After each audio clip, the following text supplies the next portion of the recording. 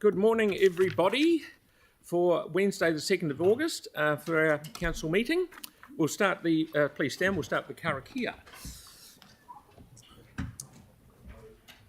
Whakataka te hou ki te uru, whakataka te hou ki me kua, kia mātina kina tita, kia mātaratara ki tai, e hi ake ana te atakura, he hia, he hua, he koe, ti hei, Māori ora.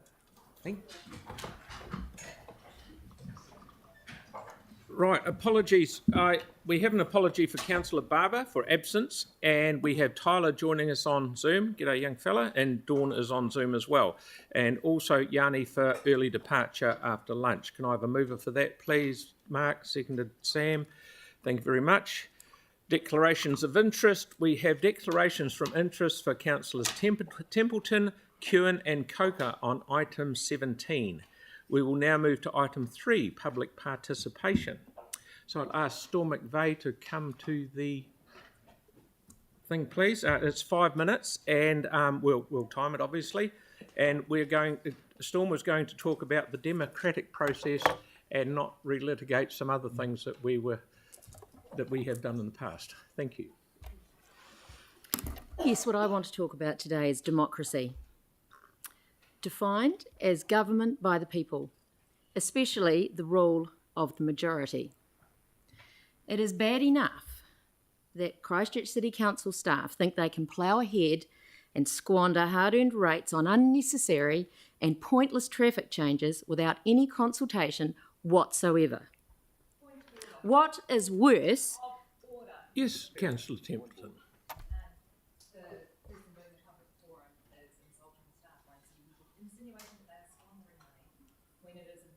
That's my personal opinion, and I'm entitled to express it.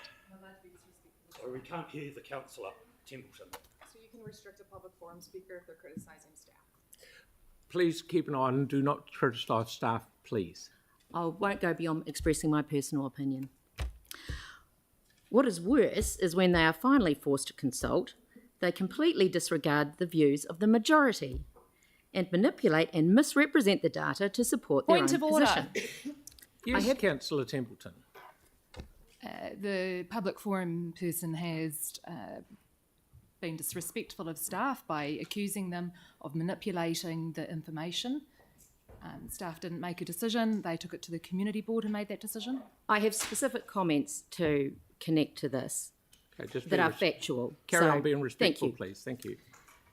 The actual result of this survey, before the spin starts at page 2, is that a majority of 45% of all respondents consider the changes made to Park Terrace have made it worse. In numbers, that is 15 times the majority by which Pauline Cotter hangs by a thread as a councillor of this city. The worst thing is that this marginal councillor, that's a fact, eight votes is a marginal majority. Please. And others of her That's got nothing to do with it. Storm, please just wait. Can you please not refrain from naming councillors, please? Right. Carry on. And others of her ilk are prepared, indeed determined, to completely disregard the view of the majority and vilify those who stand up to be counted. Point of order. She is saying that councillors are vilifying members If you would stop interrupting me and listen, you would hear what I have to say. Point of order, it's up to the chair to control this meeting, not the submitter. Thank you very much. Please show respect. Carry on. Such as, well, it's a pity that respect wasn't shown for others, such as Ellie Jones at the Papanui Community Board meeting. This, in my opinion, arrogance and ignorance is nothing short of a subjugation of the democratic process itself. To those councillors who have and continue to ignore the majority, there is only one question for you. Do you have any integrity or not? No. It is not too late to become ethical. It is not only Christchurch City Council staff who need to be subjected to scrutiny and held accountable. It is those councillors who sit around this table who support this anti-democratic process and agenda. Happily, that is not difficult. A majority of 8 votes will be hard to hold after a track record of flagrant disregard of the majority views. Thank you very much. Okay. So now we have Richard, please. Can I see him? Thank you, Richard. Richard's going to talk about the challenges faced by investors in the city. Welcome. Mr. Chair, is it worth getting the other councillors back now that the person that they didn't want to listen to is gone? Or? Okay, go on. Thank you. Or are they gone for the day? Or?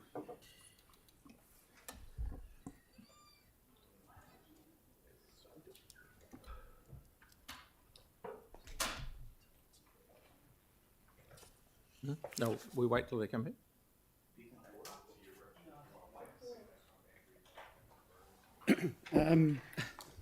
Not sure. If they want to come back, they will. Carry Do on. I want please. them to come back. Carry on, please, Richard. Oh, right, okay. My name's Richard Peebles. Basically, I don't want to be here. My only purpose and goal is to share my concerns about the CBD, and that concern is shared by many others. A lot of the guys that are involved with the CBD rebuild have my same concerns. You know, the confidence we have in the City Council has been undermined recently.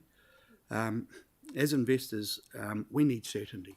You know, we did have a central city, accessible city plan, and apparently that doesn't carry any weight anymore.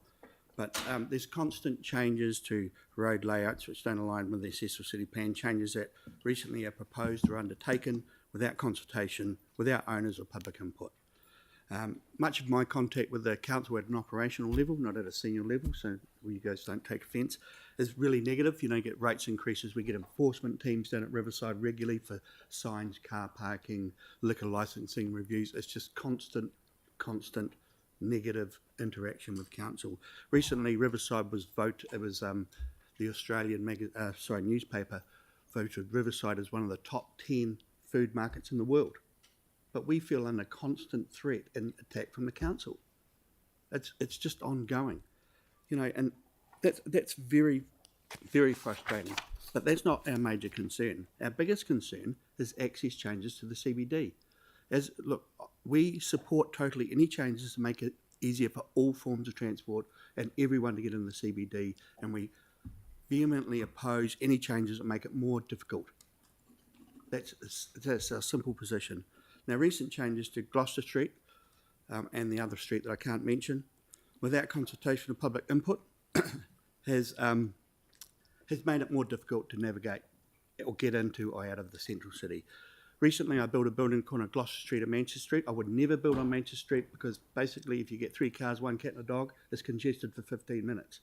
But because it was on Gloucester Street, I went ahead. 3 years had LIMS, PIMS, building consents, resource consents. Not once was it mentioned that there was proposed road change-outs. After it was completed, we had leased it. I got an email saying, would you like to see the proposed changes? I said, yes, I'm back on this date. And then they said they're starting on the Monday.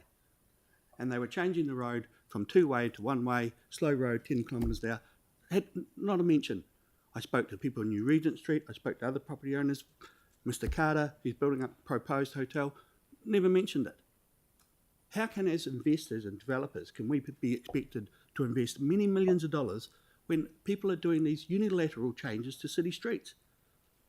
It is just impossible. There is no certainty. The other street that I can't mention, you know, all I'm going to say, there was an opportunity to do a dedicated off-street cycleway. That, for some reason, that position wasn't taken. Yeah, please don't mention it. Thank Talk you. about right, okay. All these changes have actually made congestion worse. They have worsened greenhouse gas emissions, and anyone that claims that doing these changes is helping greenhouse gas emissions, it's just not true. It's disingenuous. It's just not true. You can't slow down 95% of the commuters and buses and claim that you're helping greenhouse gas emissions. So you need to get off your high horse in regards to suggesting that's the reason you're doing these things. It's not true. The worst thing is, councillors, is by allowing and endorsing what I seem to be as a department that seems to go ahead and do these changes without prior approval, you are ceding the power and the delegation to them. So you're rubber stamping or attempting to rubber stamp work that was previously done, after I read things, without prior approval. Is that what we're doing here? This is a major issue. Confidence for many of the investors is really low. You know, I've got properties, and I know Mr. Carter is rethinking his development plans. You know, if we're deciding that we want a car-free city and a car park-free city, let's have that discussion and let's just let those people, so we have certainty, we know what's going to be proposed, and then we will decide whether we will invest or not. We need to know that. Let's not have the death by 1,000 cuts. Let's understand what the road layout is and what it's going to be for the next 10 or 20 years. That's it. Thank you very much. Thank you very much, Richard, for putting that across. Thank you. Now, I'm just going to adjourn for a little bit and pop outside for a back.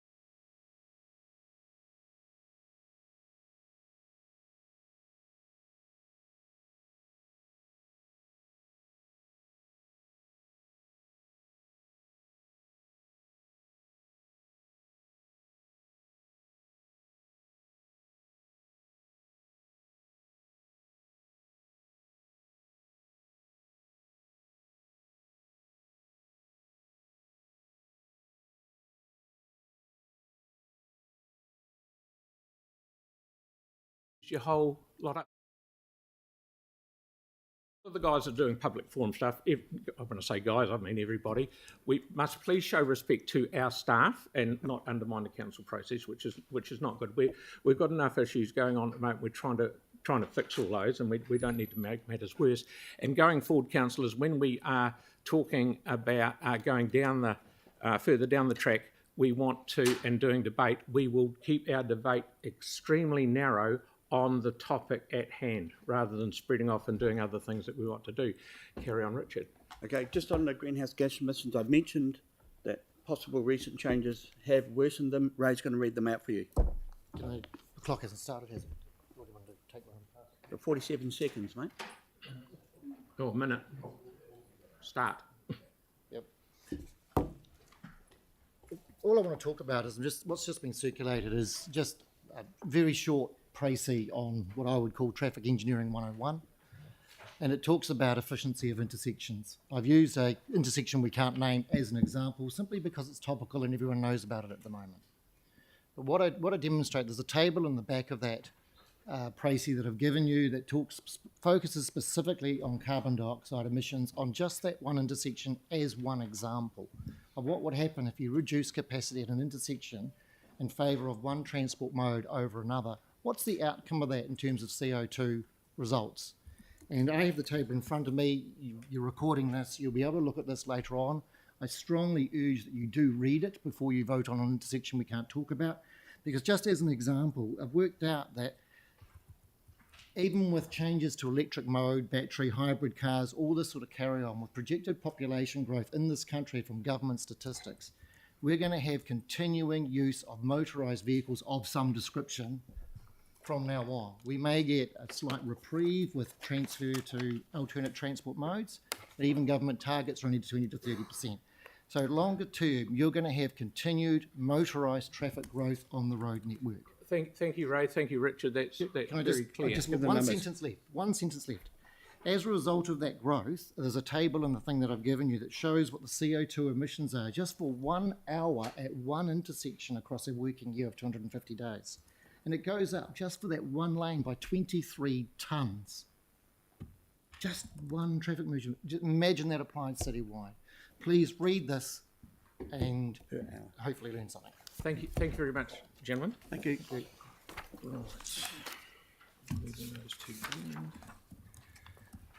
Okay, we have no deputations or petitions today, so we'll move on to confirmation of previous minutes.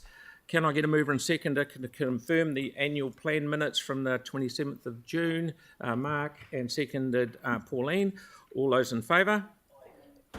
Against, carried. Thank you very much. So we now have the community board reports from, community boards. We're swapping a few around a bit later on down the bottom, but the first one is Banks Peninsula. Welcome.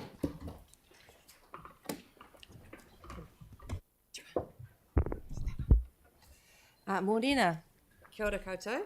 My name is Lynn and I'm the new chair of Banks Peninsula Community Board.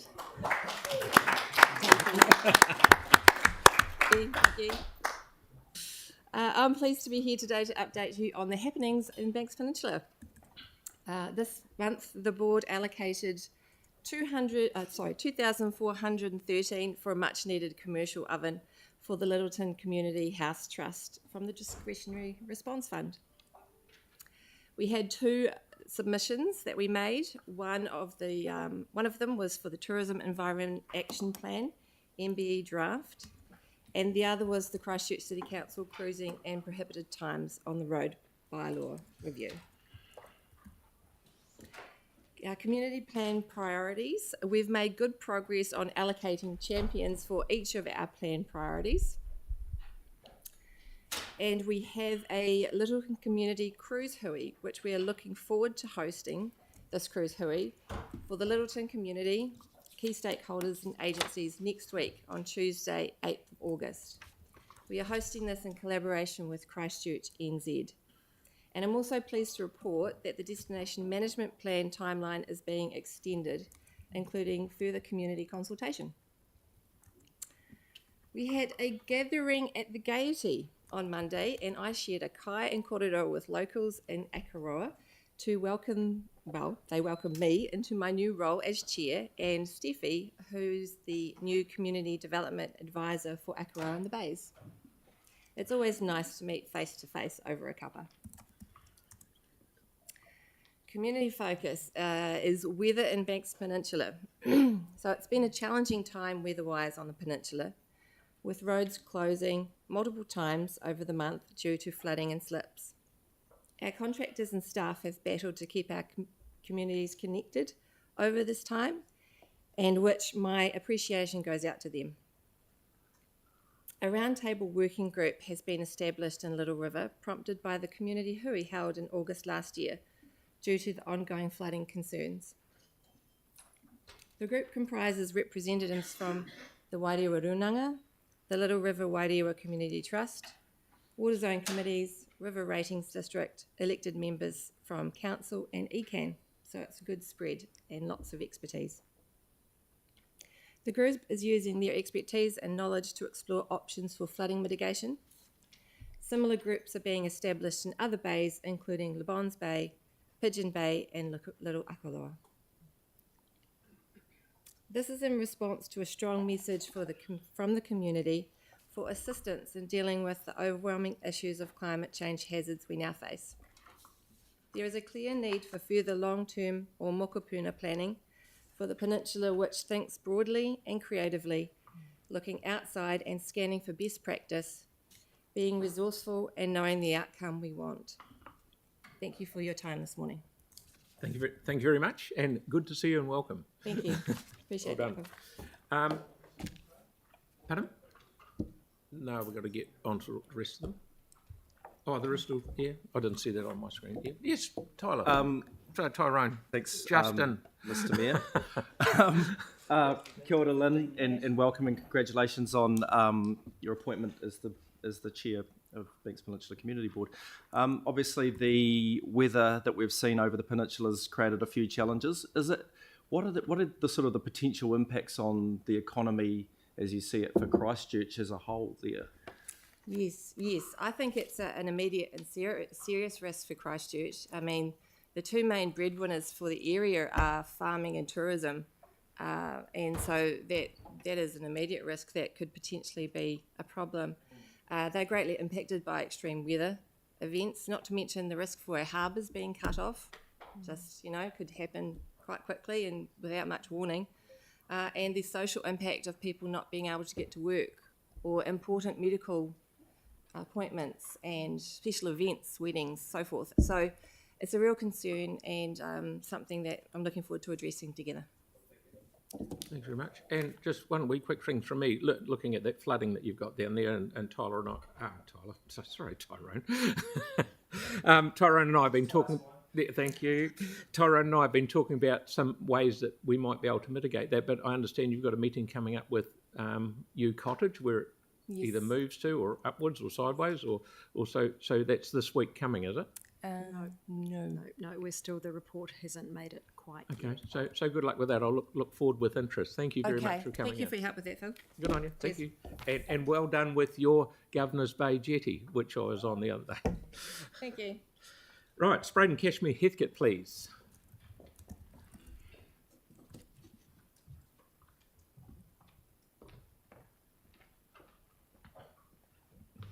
Welcome, guys. Tēnā koutou katoa, ko Callum Watts o Kongoa, ko au te hea mana o Poare, Waihoro Spraden Cashmere Heathcote Community Board. Thanks for welcoming us here today. Kia ora, Q Leslie, Deputy Chair. Cool, so I've got a brief report for you today. Starting off with some local matters. So the picture on the left there is the Ōpāwaho Children's Library.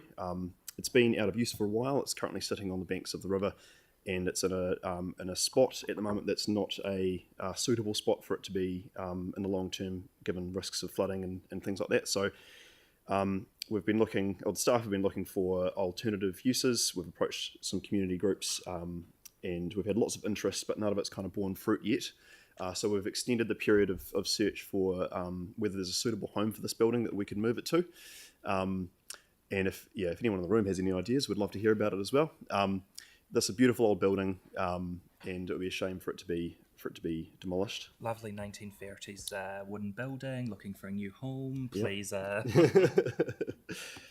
Yep, this is the inside. Get on the ground floor. The picture in the middle there is the new Sydenham Indoor Club training facility. So this is a facility next to Sydenham Park. If you know where the Southern United Hockey Club and the Sydenham Cricket Club train. So this has just opened in the weekend just gone. It's a small part of addressing a challenge that our entire board area and probably I'm sure the entire city faces in terms of a lack of adequate space to play and train, especially for clubs and codes that use fields. So yeah, it's a growing problem. We're often talking with clubs and codes around representatives around finding space to play, and we're excited to see this facility opening up.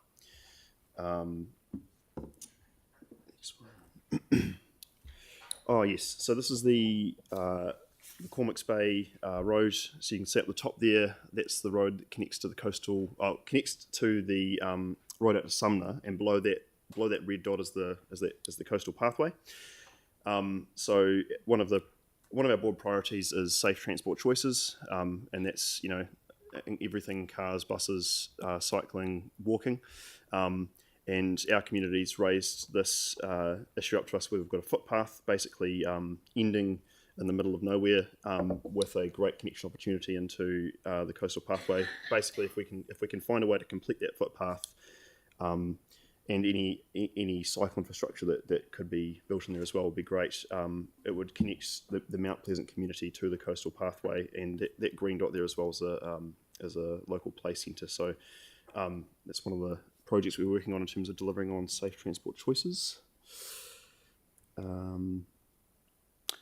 And finally, the South Library and Service Centre rebuild. So yeah, obviously councils have been briefed with information about some of the costings, and it's going to be coming to the board in a report in August.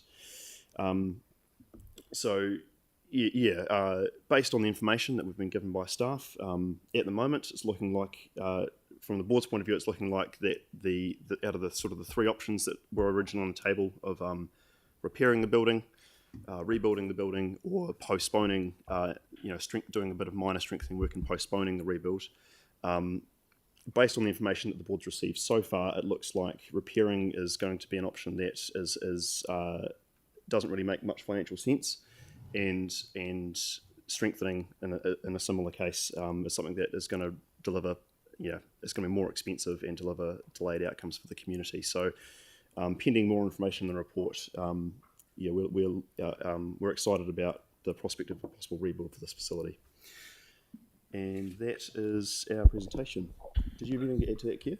I did, which was just to take the opportunity to acknowledge Annabelle Hasselman, who has been the chair of the Pawaho Heathcote River Network for a while now and has recently stepped down. The OHRN is one of the organisations that we're really excited about partnering with to tackle some of the ecological challenges in the south of Christchurch. And so one of the really exciting things for us is the way that organisation's now in that space where we can work together as council working with the community rather than council doing everything on its own. So just to acknowledge how mahi to get us here, and to welcome Quinton MacDonald, who is the new chair, and someone I'm sure many of you will either know already or get to know as we kind of try to work through these problems together. So yeah, thank you. Thanks, Keir. Yeah, thanks for reminding me. Thank you. One wee question from me, and then Aaron can have a talk. That library is free if someone wants to take it away. They're just making sure that do you mean the South Library or the Pawaho Children's Library? In fact, if you want to take it away, in fact, not just free. The old one. Not just free. There's actually... but wait, there's more. Yeah, council is generously willing to assist with some of the, from memory, generously willing to assist with some of the cost. So if people are looking at it a bit worried about the cost of, potential costs, my understanding is council are very happy to have a conversation. So yes, there is more. If you call within the next 30 minutes. No. All I'm doing is just putting it out there because some people out there in out their land might not know that what the benefit is. Yeah. Aaron, please. Yep, was on that as well. So does that currently flood to floor level, does it? Not my understanding. My understanding is that there is a risk of sort of a once in a X long period of time flood wiping the building out. You it's just not, can't actually get to the building when the flood. It may not go over the floor, but it's like an island, and there's no way you can get to it. Right. So, but that's only once or twice a year. Oh, it's a wee bit more than that. But it's going. But thank you very it needs much. to go from Since where the it is. earthquake, that area's dropped. It's So. decided that it's going, so we will help someone have it if they want it. Perfect. Thanks very you. much. Good to hear. Thank you. Okay, Fendleton, Waimari, Harewood, please.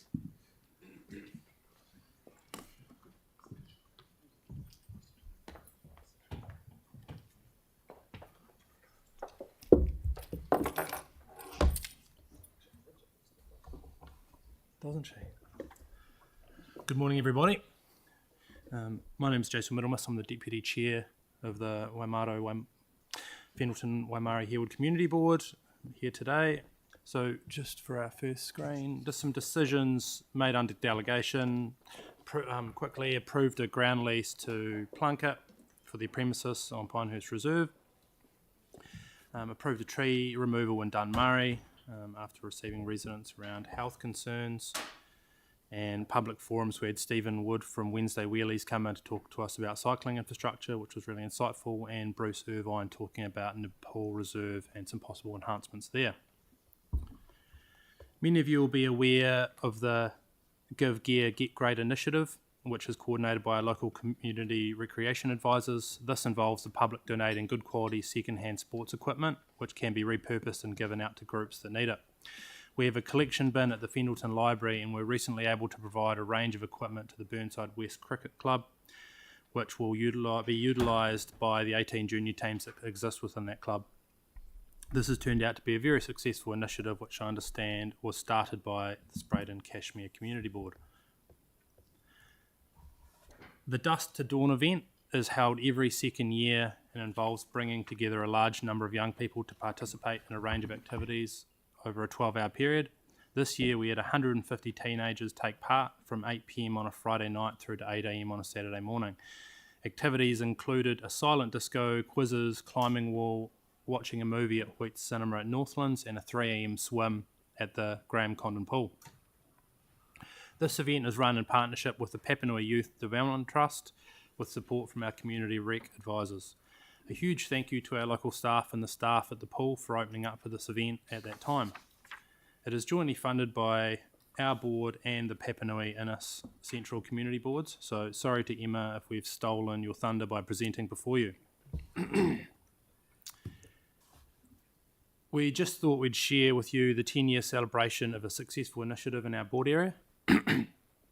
For those of you who have been around for a while, you'll recall as a part of the earthquake recovery, community boards were able to access funding from the Capital Endowment Fund to support local community projects. One of the projects our board funded was the purchase of a minivan to be available for local community groups to use for outings and activities. We established a MOU with St Barnabas Church in Fendleton, who took ownership of the van and coordinate the bookings. Our board provides a small grant each year towards the maintenance and insurance costs. 10 years on and over 30 different groups use the van on a regular basis. From our board's perspective, this has certainly been money well spent.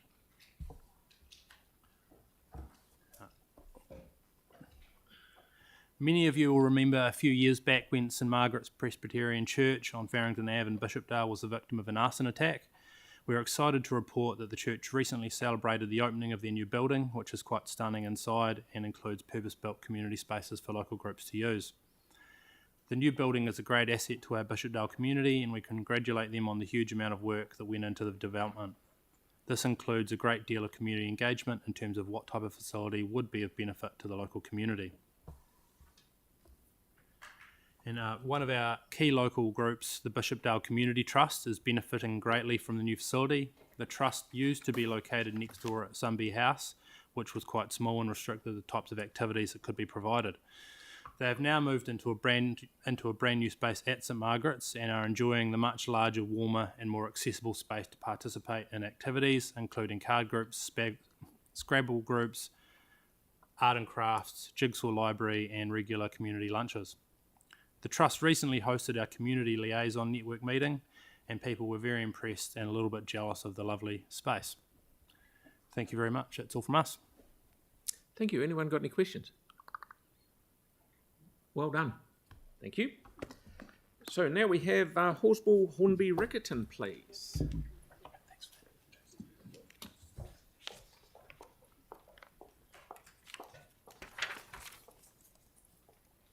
Hey, Marie. Ellen?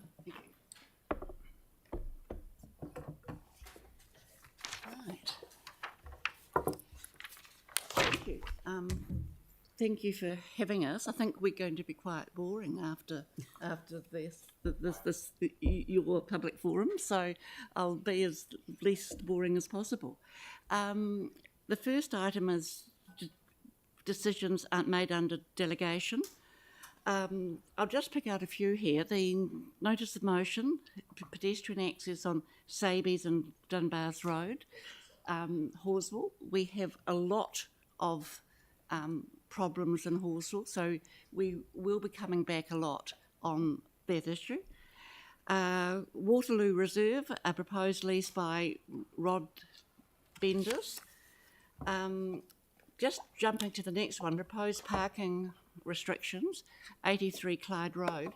That is the Kate Shepherd house, and I think the Labor government purchased it under the heritage funding, and it was the actual site where Kate Shepherd ran her campaign from in 1893. So it's a very, in my view, very important piece of heritage. All we're doing here is putting in some minor parking restrictions. And we've had Youth Development Fund. We're delegating smaller amounts to staff. And we've also funded in our discretionary response fund the Church Corner Toy Library and Nepal New Zealand Friendship Society. Moving to the next one, we've done a lot of submissions recently. We've done Ways to Safer Streets, cruising in prohibited times on roads bylaw, and we've added some streets from Upper Riccarton and Hornby, which council had added, and we've endorsed them. Draft Greater Christchurch Spatial Plan. The proposed Plan Change 4 has come back to us. We did a formal submission, that's the Airbnb, and we were there at mediation, and it's come back probably to you and us. I think we were largely on council's position there. And finally, we've done further submissions, cross submissions on our proposed housing and business choice plan change 14. Just incidentally, I went to the first hearing of the panel yesterday. A lot of planners and lawyers. I won't go into some of the complications, but legal arguments are being raised on our qualifying matters. So that's all from me. Marie? Right, so we wish to highlight a few activities or achievements of our communities in Holswell, Hornby and Riccarton with the support from the community board. One of this is the Summer with Your Neighbors, so applications for funding assistance to hold events are open and will close on Friday, August 11th. The Hornby Community Safety Meeting. The Greater Hornby Residents Association hosted a Hornby Safety Workshop, and which was supported by our community governance staff, and it was very much appreciated, hardworking and our capable staff assisting this. And there were like 3 questions asked to the residents, like, what do you like about Hornby? What are the things that make Hornby less safe? What can the community do to help deal with the issue? And 4 themes came up in this workshop, like antisocial behavior, including youth issues, policing issues, graffiti and vandalism, theft and burglaries, and I'm sorry, there's a 5th one, the social issues. So the summary of the feedback and thoughts were already sent out to the participants for this. The Huritini Council, if you remember a couple of months ago, I presented also a video about the safety, driving safely in Holswell. So the Huritini Council, composed of several schools in Holswell, continues to spread the drive safely for our safety message to drivers in the community. The members have been handing out bumper stickers sharing the safety message, and the aim is to invite all Halswell parents and drivers to commit to driving safely and create a shared community culture where drivers take responsibility for their driving behavior, especially near schools. The Hornby Community Patrol, the board approved a grant to the patrol towards the purchase of a gazebo. And this will hugely benefit the patrol, particularly in the winter months. The signage will also greatly enhance the visibility in the community. And that's all from us. Thank you. Thank you. Okay, thank you very much. Thank you very much indeed. Right, Papua New Guinea Central, please.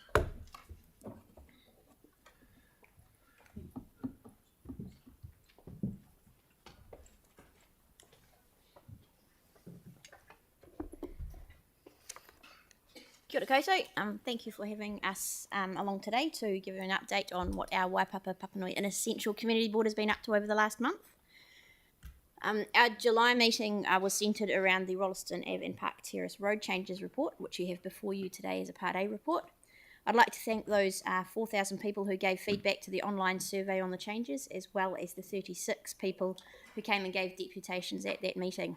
We heard some very passionate and well thought out presentations from a range of viewpoints, which helped inform our decision.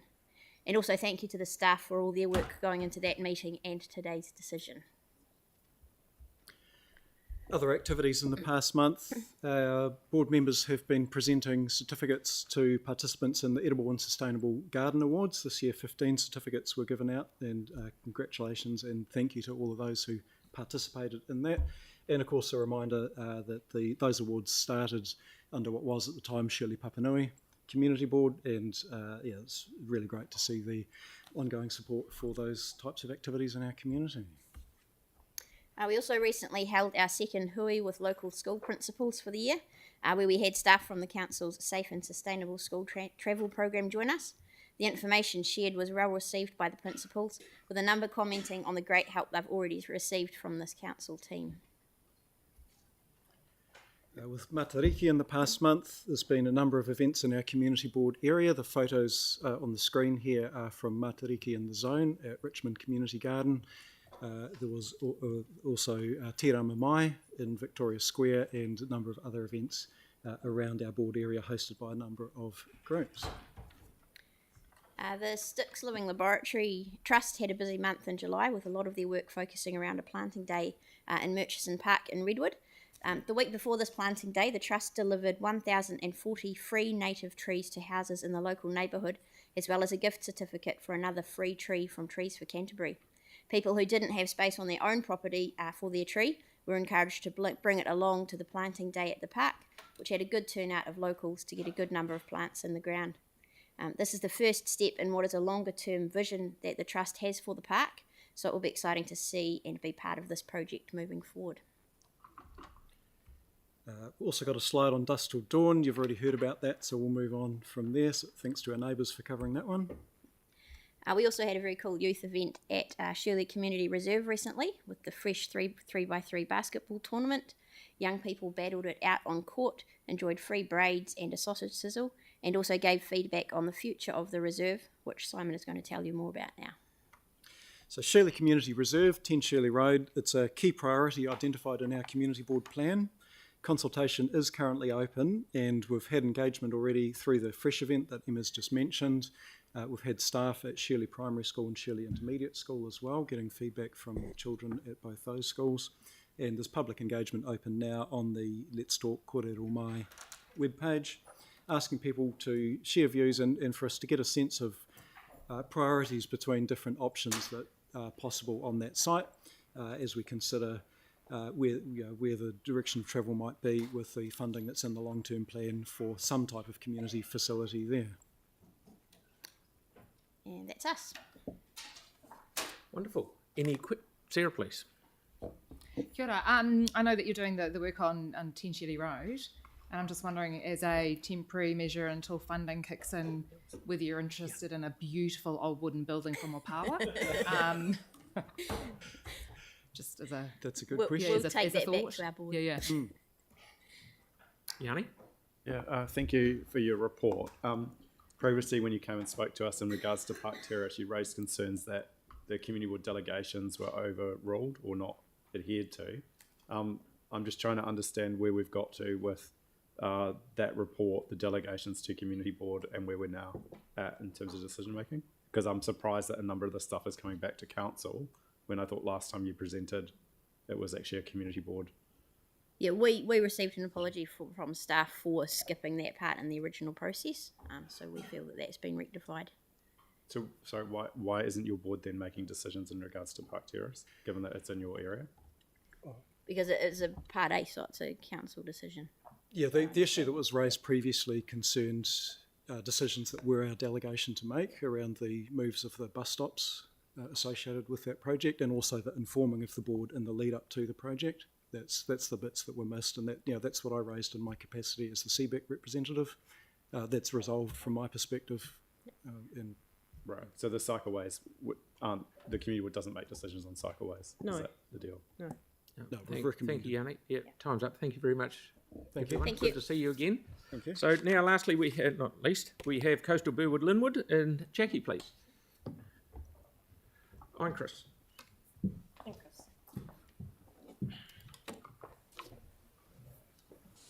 Morena.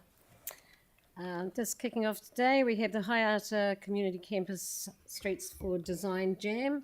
I love these initiatives that get the community involved, especially younger people and youth. Having raised my own children and a few other people's children through fostering, what they want is very rarely what we envisage, so it's always good to consult with them.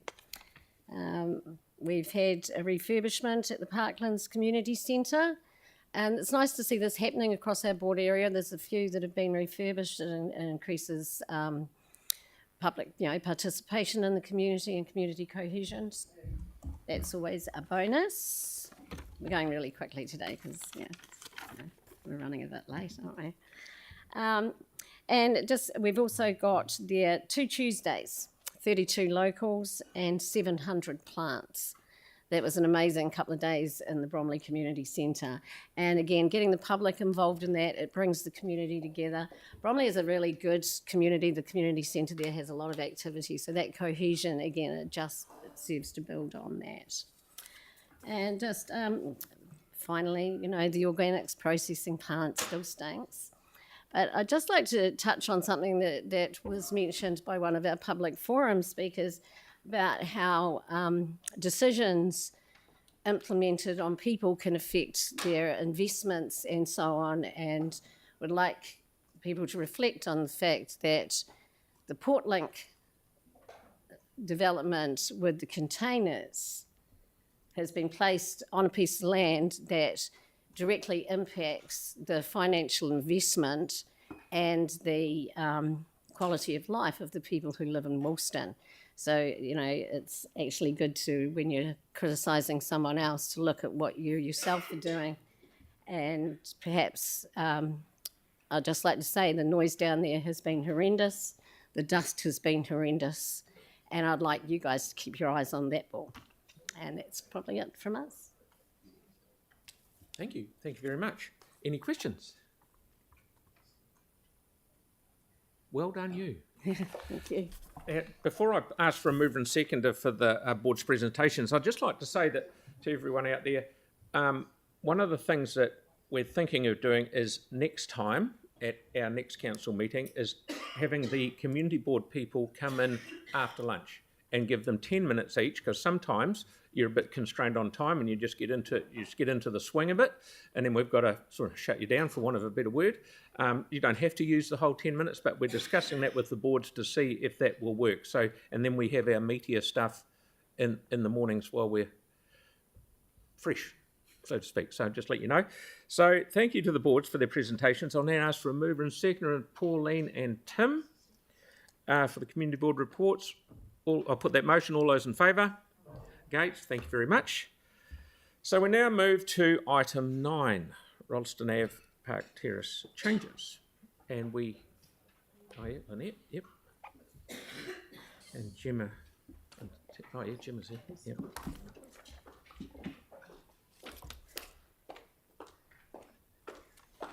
Kia ora. So just to give you bit of an update, I guess. So following the briefing on May 16th, staff went away and collected a lot of data around traffic flows and volumes, buses, people using the cycleway, and we also completed a road user survey. We had all the traffic data analysed by an independent consultant, and all this information was summarised and presented in the report to the Waipapa Papanui Innes Central Community Board. On July 12, staff completed a briefing with the Community Board. This was followed by 36 deputations and then a good question and answer session with the board before they made a recommendation to retain the cycleway, but to go with option 2, which was to change the in-lane bus stop to an indented bus stop. Staff also noted down a few areas for further consideration from all the deputations, and that was around the Armour Street intersection and connections to the side roads, and we will take those back to the Community Board. That's up. Over to you, Chair. Reading intently. Jake. No, not a question. I'm just signalling I'd like to move it when we reach that part of it, just because it's my ward. Yep. Anyone? Yanni? Yeah, just a question, or two questions, thank you. Sorry, three questions. One is, just in regards to the submissions, were more people in favour of the changes or were more people against the changes? I'll just refer to the report. It was 45% didn't support, but the majority, well, the remaining then didn't, said there was no impact on their journeys, or it made it better, or they just didn't really know either way. So it was 45% didn't, said that they thought it had made their journey worse. Right. And So, then so the rest the majority, didn't. there was a clear majority of submitters that thought it had made things worse. It was 45% thought that it made their journey worse. Okay. And have we done any assessment around the impact of events? Like appreciate you did some traffic modelling in February, pre-changes, but just wanting to understand what assessment we've done of the major events that happen in North Hagley Park and what that means for the traffic impacts. So any event that happens will need its own temporary traffic management plan to show how they're going to manage traffic around the event. We haven't undertaken any modelling to show what those are because the events are all quite different, but it does give another form of access to those events that's not car-based. We do have a lot of events in North Hagley Park where there's a lot of people riding bikes, and we never seem to provide enough cycle parking, but it provides another safe alternative to taking the car to an event. So they'll all be, when the event management plans goes in, they have to show what the effects on the network would be. So that would have to just be case by case. All the current events that are scheduled for North Hagley Park or for Hagley Park in this area will now have to do revised traffic. They will all modelling need TMPs. They will all need individual TMPs to suit that event. Okay. And just a final question, which is not a change to standard. I was just surprised. It's going to cost. Is it going to cost $150,000 to take out the bus border? And why is it going to cost so much? Because when we were told that these were temporary changes, I guess we were told that these were low cost, innovative solutions, which was great. It's not part of our decision making today. The bus border. One of the options is the costs associated to the different options, and I was just trying to understand why it would cost $150,000 to remove something. So that's very temporary. briefly, the costs are associated with moving cubes. Mm-hmm. We'll need to answer that. Yeah. It's costs are associated with moving cubes. So do we know how much just the bus section costs to put in? We don't have that broken down from the contract. The money that's associated with option 2 is to change it from the in-lane bus stop to an indented bus stop, but it's also to finalise the work at Salisbury Park, where we stopped work around the time of the briefing just to get the traffic back up and running. But there is a small section of safety work that needs to be undertaken at Salisbury Park as well. So that budget is for all of the work for both parts. Okay, thank you, Sam. Let's get clarification for the meeting. Yes. So the community board has delegation on the bus stop, Which they've and they've agreed. So we cannot overturn that. today. we can only either vote overturn for. the- We can either vote for what. We can either vote for it or against it. We can vote for the entire recommendation, which includes the bus border, or if anyone wanted to overturn the rest of it, the cycle lane, they can do that, but not the bus border. That's a delegation. Can I just get clarification on that? And I was just trying to get clarification. Because it was too. mixed up in the other options, you're right, Yanni. Yeah, on the options in paragraph 7.3, option 113. What's the process we want to support one of those options? Do we need to have a break for 5 minutes to get our head around it? Yes. Yeah. Yeah. No. Okay. Okay, we'll have a break for a few minutes just to for legal to get their head around it. Thank you.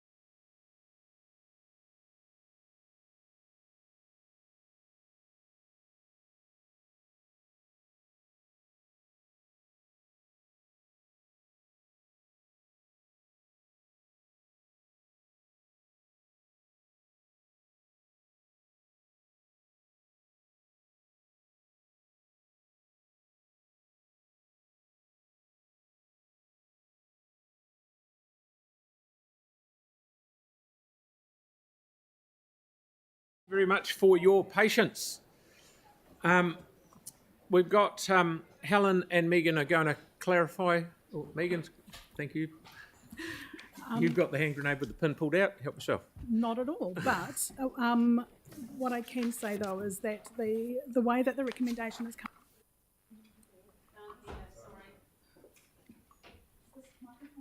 King?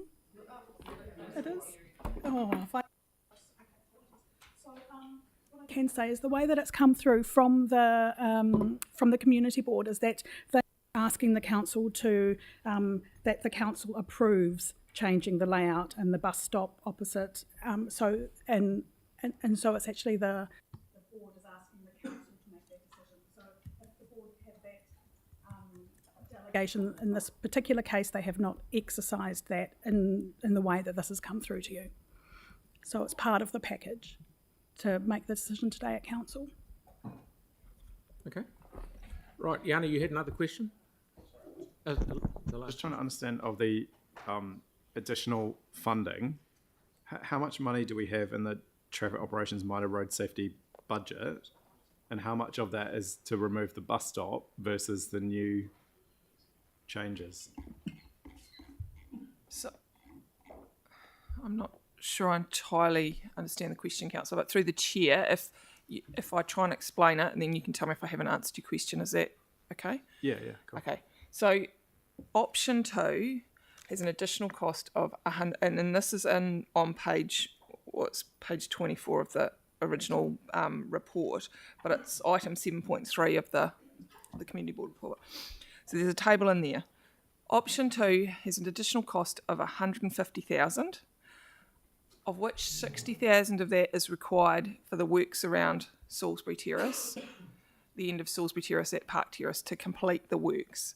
So that was signalled all the way through. So the additional costs for indenting the bus lane is about 90,000. Is estimated to be 90,000. That is for curb changes. So the curb is going to have to be pushed back, but also for shifting the path on Park Terrace and some retaining work that is required for that. So yes, we do understand that this was put through as a low cost solution. That involved not changing existing curbs. So in order to indent the bus stop, we have to push back the curbs, which pushes it back into the existing path, which means the path has to get pushed back slightly. So that's the work that's required for that money. Right. Does that answer your question? Yeah, and how much is left in that budget that it's coming from? We've got budget to cover it. I know, but I don't know how much is left in the budget today. I guess what I'm trying to understand, we have all these debates through annual plan, and a whole bunch of stuff we don't have resource, we can't do it. We have to have big arguments over $20,000, $30,000 projects. We've got 150 grand being spent from a budget without any. I just don't have any understanding of what else will be impacted if we spend this additional funding. So through the chair, this budget has been allowed for, and it doesn't impact. Does it impact any other projects? It doesn't impact any other projects. I didn't come with the line item remaining budgets with me today. Sorry. Thank you very much, Sam. Were you? It's probably just one really quick one. So if we're pushing the path back into on the other side, so to speak, does that require a resource consent? No, it's being done under an existing resource consent for working on the banks. Oh, okay. So it does require a consent, but we have it. Right, but that consent wouldn't be applicable to the shared path. Okay, thanks. Okay, Sarah, please. Thanks. I'm just noticing the difference in the size of the platform for bus users, and it's gone down by over a metre in width, and it looks like the seat is gone. Is that right? So the seat would be relocated to the back of the footpath at the bus stop. Yeah. So what are the implications then for people who are mobility constrained? So anyone, for example, in a wheelchair, anyone who has struggles to stand for any period of time, to actually signal the bus from all the way back over the other side of the cycleway for it to stop and then to be picked up? So the island has reduced in width, but there would be a raised platform between the island and the footpath so that there was a seamless transition for people, especially in wheelchairs. but the 1.5 metre wide island would be enough for anyone to board in a light from that space. Yeah. We can do some further tweaks around those widths at that location within the space that we've got to see if we can increase it to 1.8, which I think is the desirable minimum from Wakakotahi. So to me, it looks like someone who struggles to stand for a long time, you know, and is sitting down would struggle to be able to signal the bus to stop. They would have to cross the footpath and wave down the driver, yes. Yeah, and if someone was in a wheelchair, that might be difficult too. Have we Correct. talked to the Disabled People's Assembly about that? Not as yet. If the recommendation is accepted today, then we can do that as part of finalising the detailed design for that section. And the amount of time that buses actually stop. So I watched the other day, the bus picked up a person and left. It took 11 seconds. How many times does that kind of happen during rush hour? I think the analysis that was undertaken by QTP showed that the probability of a motorist being delayed by a bus stopping in the evening peak was 0.5%. Yeah, and even then it might be for about 11 seconds. Correct. Thanks. Andre. Thank you. Kind of a follow on from Councillor Hansen's question around event traffic management. And the new layout, what I was wondering is does it seem likely to you that the new layout will make traffic management easier, given a lot of those things need to be laid out anyway, or potentially harder or too soon to say? It's probably too soon to say. The events that we go to as a family, there isn't space there for parking or bus pickup. It has kind of closed down quite a bit anyway to manage that traffic through the park entrance, but it is quite too early to say. But it's something the board recommended that we undertake annual reviews, and we can look at that as part of the review if we monitor it during the summer. Thank you. Okay, so I'll put it. Now I'll go and debate. Tim, question? Thank you. And I know before it was pointed out that 45% believed that it had made it worse, but it wasn't verbalised that 42% felt that it made it better, the changes, and they are temporary, so there's going to be reviews, etc. And 10%, so there's a difference of 123 people out of just over 4,100 people, which is a good survey result anyway. So I'm just, if you're looking at this as a cup half full, half empty, the line's pretty irrelevant, really, isn't it?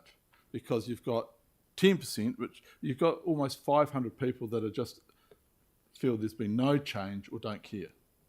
So, but the comments when I was looking at them, and I didn't read all of them, there's quite a few of them, I didn't read all of them, but there wasn't, people generally, if you look through it, felt safer on that footpath. So it's removed the cycles from the footpath along the river. So that was something that stuck out. Have you got a comment on that? It was something that came through the deputations as well, so living streets, and the local residents felt that their walking journey was improved because the cyclists weren't using that space as well. Okay, so before I just put this motion, I'd just like to let people know that if we put it, and if this, you got a question, James? Yeah. Just one, just for clarity on that. Thanks. I just following on from Tim's there. You know, I know that I think about 53% of respondents, their preferred mode of transport was car, 50% the driver, and 3% passenger. I also note that in the responses of those 4,000 or so responses, that 33% of those that submitted or responded were cyclists. Can you just give me a bit of a sense, because I'm not sure where that sort of sits in relation to other consultation. Is that a disproportionately high or low or consistent response rate from cyclists? Because obviously 33% of how people get around isn't very high. But is that generally consistent with consultation and that sort of stuff, that you get a higher response from cyclists? Or we read everyone's response and we take it as it's presented on the paper and we present it to you. I can't give you that answer. No, sorry, I think I've not heard today. I can't tell you. Isn't a good one. Yeah, but I can't tell you whether that's consistent with other consultations because it depends on the consultation. Okay, so not sure. No. Okay. Well, no, I can't answer that question. I'm sorry. Well, I guess then in terms of road users, then is that's 33% is probably a higher number than than the preferred. The reality is transport of road users, councillor, is that everybody is a walker. Everyone is. Everybody is a pedestrian for some part of every journey, but they may classify themselves as a car driver in a response. A lot of car drivers do some trips on bicycles, but they might still classify themselves as a car driver. So we have asked questions in this, and we've presented the facts to the community board, and they are presenting this recommendation to you today. Yeah, no, okay, thank you. Pauline? Well, that was going to be my question. Do you know how many of those 33% from cyclists, how many of those cyclists also drive cars? Would it be fair to say that quite a few of them definitely do? Do any of them fly? Again, I can't answer that question, councillor. Okay, well done. Yanni, please, we need to move on. Please. Yeah, no, I understand. Just in terms of the process, just to be really clear, in terms of the options for Park Terrace, we basically, if we don't support it going beyond Kilmore Street, right? How do we express that in the vote? We vote against 3A.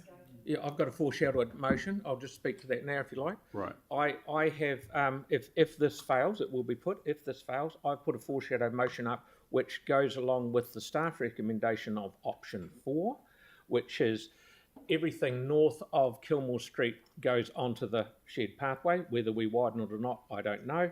But it makes the, I still believe 2 lanes to get traffic flowing out of Kilmore Street is important. The staff put it up and I think it's a better option. It would ease congestion and maybe make a lot more people happy in both directions. Maybe not. So I'm foreshadowing that motion of option 4, which the staff have designed. So if we put this and it fails, I'm moving it, James is seconding it, the foreshadow motion, but as soon as I put the motion, we'll know where the hell we are. Okay? That you put the other ones separate, because obviously there's the Rolliston Ave and there's other stuff. Which recommendations are you asking for separately? Yeah, so like obviously 1 and 2 separate to 3.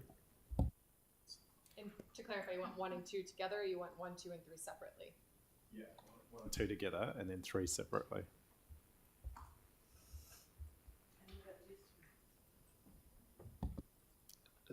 Three all the way down, or just what are you saying, Yanni? You don't want to confuse Rolliston Ave with Park Terrace. Like, I'm happy to support Rolliston Ave. Yeah, same. I'm only concerned about a small bit of Park Terrace, but it seems like we have to vote against the whole Park Terrace because of it. But yeah, that's cool. Fair point. All right. So I put 1 and 2. Sorry. Oh, sorry, Tim. Oh, sorry. Yes, debate. I'm trying to get ahead of myself. We need a seconder. Yeah, and we need a seconder for this, which is Sarah. Thank you. Tim, debate. We're into it. Thank you. I just want to clarify the mention with regards to events and traffic management plans. When you do an event and you're doing it, you have to redo your traffic management plan every time. So you, following the event, you review what you've done. So if you're doing 3 concerts in Hagley Park over 2 months, you will revisit your traffic management plan at every point. It's just health and safety and the way to go forward. So you've got to review it anyway. So I don't see that's a major. Okay. Jake? Yeah, this really isn't a big deal. I mean, it's turned into a really massive deal and a huge public spat and everything that's come of it. But the reality is, on the face of it, when you actually look at this issue, we started with an underutilised bit of road space, bandwidth in our roading network that wasn't being used. So why would we not take a portion of the unused road space and carve it off for one mode or another to have a safe journey to where they need to go? I'm a motorist, I don't cycle, but I don't know how anyone can have an issue with carving up a little bit of road space to keep other road users safe when they themselves are not using that space. So it's a real shame that this actually really minor bit of work has turned into kind of like an ideological mode shift culture war and has really been one of the most stoked issues that I think I've observed at my time around this table. It's a little unfortunate, but yeah, there we go. Victoria? Sorry, I didn't see. Who? Oh, Sam. Just very briefly, I think it is a big issue because of the way that this has been conducted. Fundamentally, a road has been one laned without, and we can debate the delegations, and that's not for today. But actually, we should have consulted the community in a more thorough way to start with. If we'd given them the options and we had landed on this, it would be fine.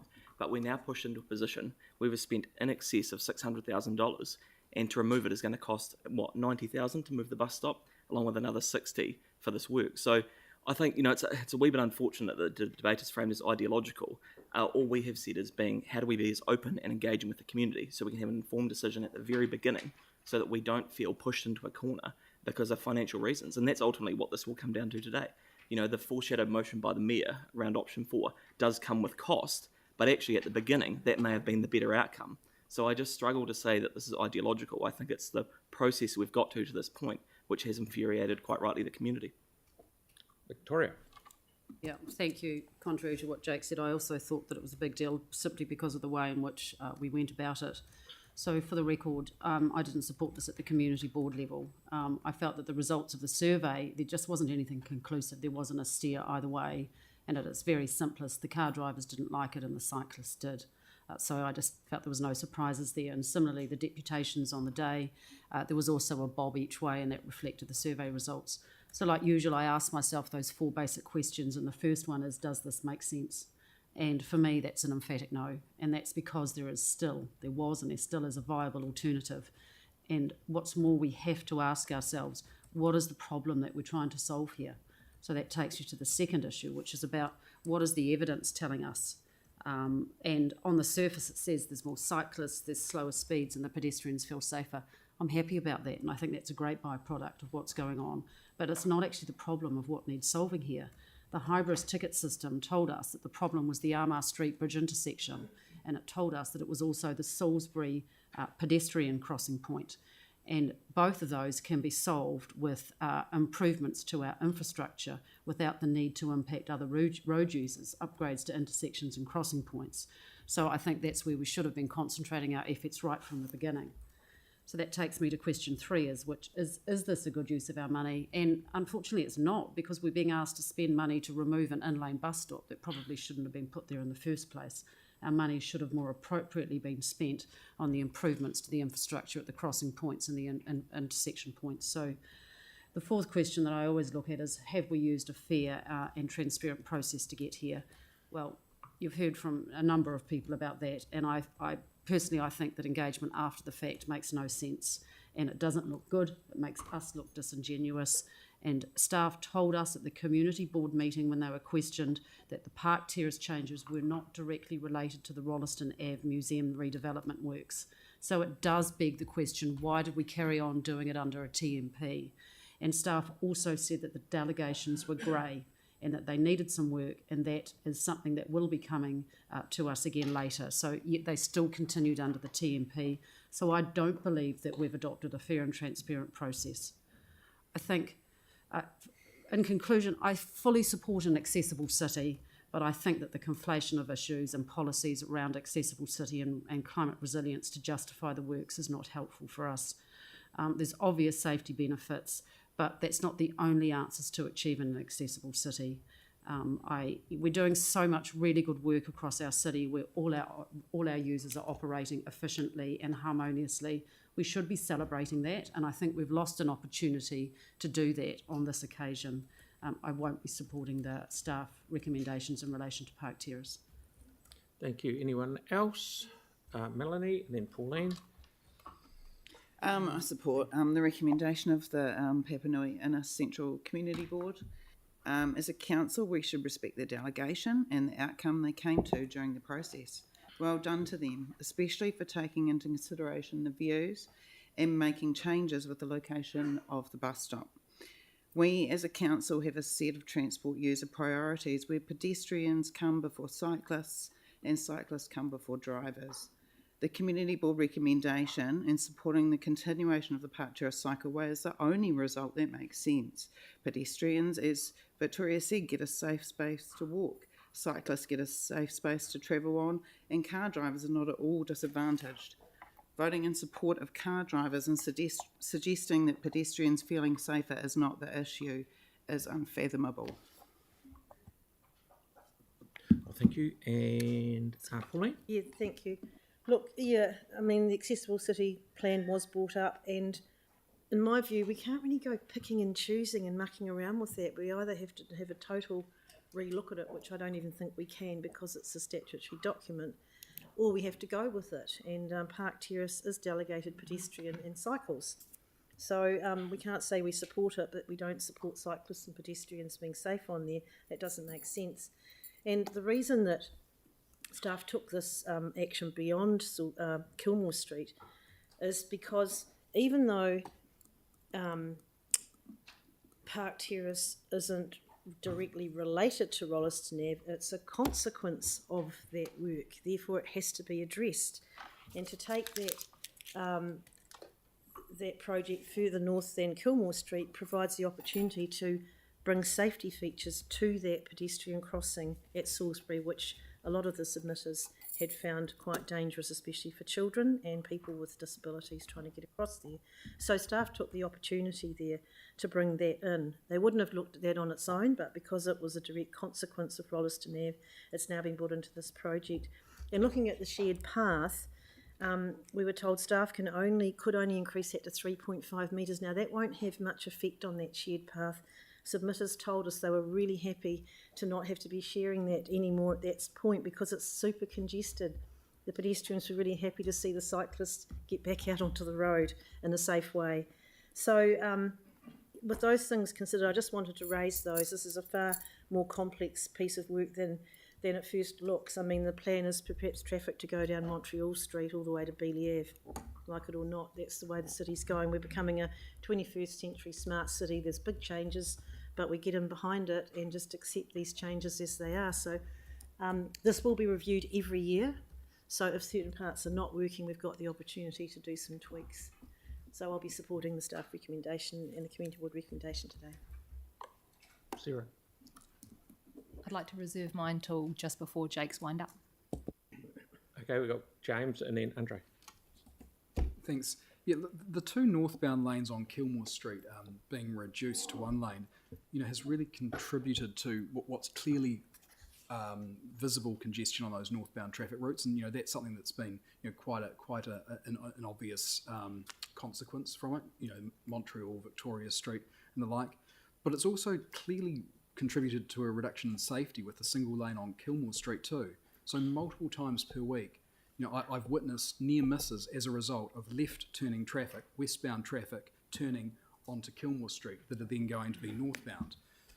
In the past, there were two lanes and a left-turning traffic for that.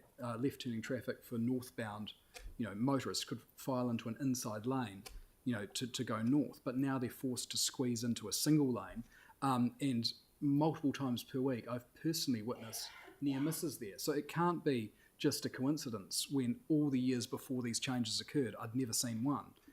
I really want to stress that I support, increasing cycle safety. I think incentivising alternate modes of transport is a great way for us to go as a city, and I'm on board with that.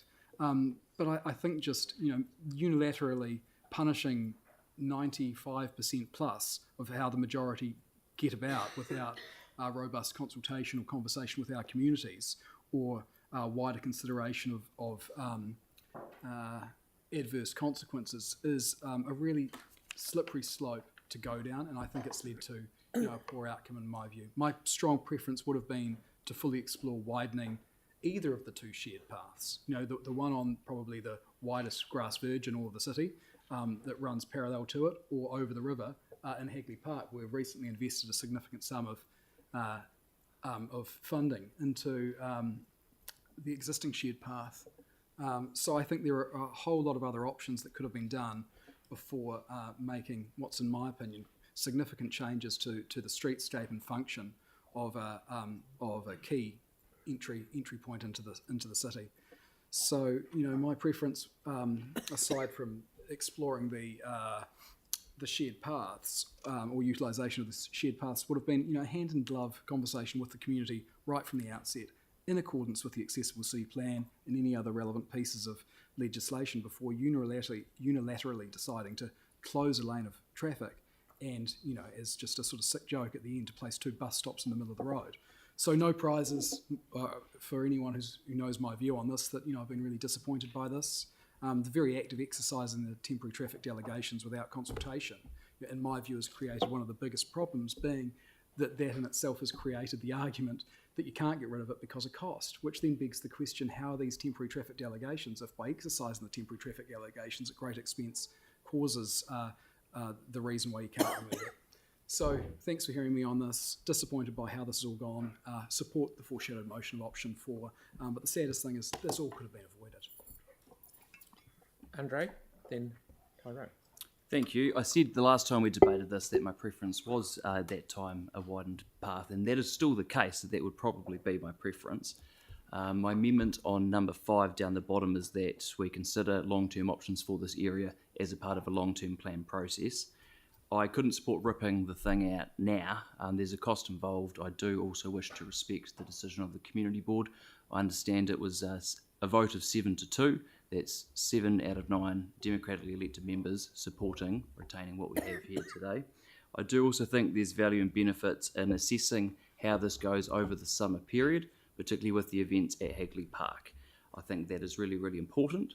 As someone who's done a whole lot of Uber drop-offs and pickups there, I believe there will be benefits actually in this new layout. I really do think there will.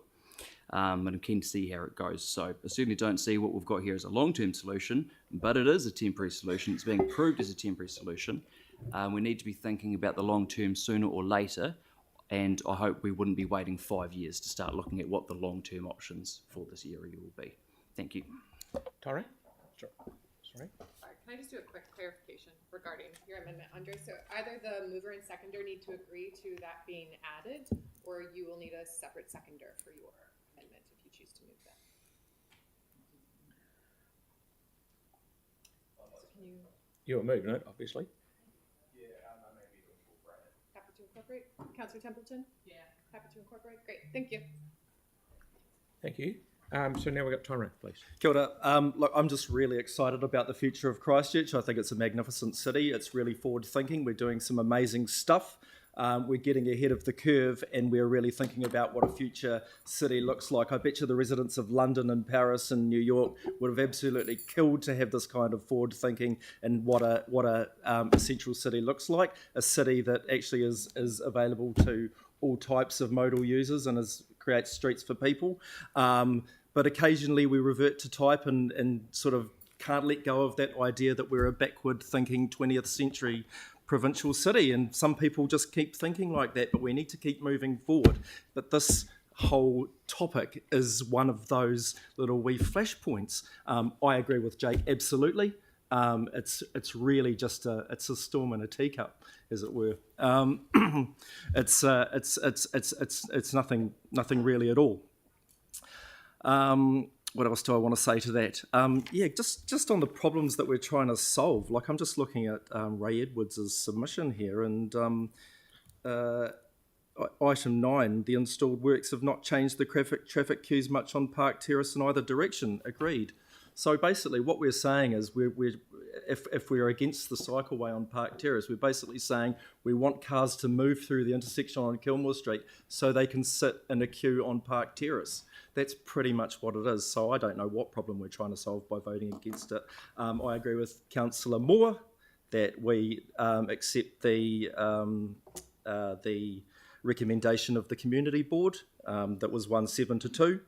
And they know their community, and I'm supporting the recommendations as they are, well, with Andre's amendment. Yep. So just someone right here, Sarah wants to speak just before Jake, so I will speak. Yanni wants to speak, and I'll speak after him. Just oh, sorry, Mark. Just sorry, after Yanni, Sarah Mark was as well. Mark was first. Sorry. Thank you. I find this debate particularly disturbing in the fact that we could have so easily avoided this. I don't like how we look like to steal off one portion of society by stealing the traffic lane and pass it to another portion of society in the cycle lane. We must have been able to find a smarter way of doing that. And I'd like as a city for us to encourage our cycling infrastructure. I mean, we need to have a lot more of it. We need to have it more connected. We need to do it more smartly. But we don't need to pit the motorist against the cyclist. We need to be taking everybody on the journey together. You know, we're all in this city together. We've got to find a way to coexist and encourage each other. To have this debate today is, I think, most unfortunate and most divisive. And I hope that after we get through this, we can come together as a community and respect each other and not have the car versus cycle debate every time we try and put another cycleway in. Because we need more of them. We need to do them smartly. We need to get it done quickly. Because everyone deserves the right to get around our city safely. So let's move past today once this debate's finished, and let's find ways to work together smartly and less antagonistically, and get these things done for our city and done for our vulnerable road users and for other road users as well, and just make us a space where we can all coexist. So I'm unfortunately going to be not supporting this recommendation. As much as I do respect what community boards do, I'm not entirely convinced that this one's been got right. So I will certainly be supporting the foreshadowed amendment that the Mayor has suggested, and hopefully we can all move past this today and get together and unite and do what we need to do for Christchurch. Yanni, please. Yeah, thank you. I think obviously the Rolleston Ave changes, I think, do make a lot of sense. You've got a massive construction project. I do welcome the regular reviews of that. I can just pass on that there seems to be a lot of confusion about where the safe crossing points are. I don't know how many people have been through it and seen people thinking that the black things are pedestrian crossings, which is a little bit dangerous.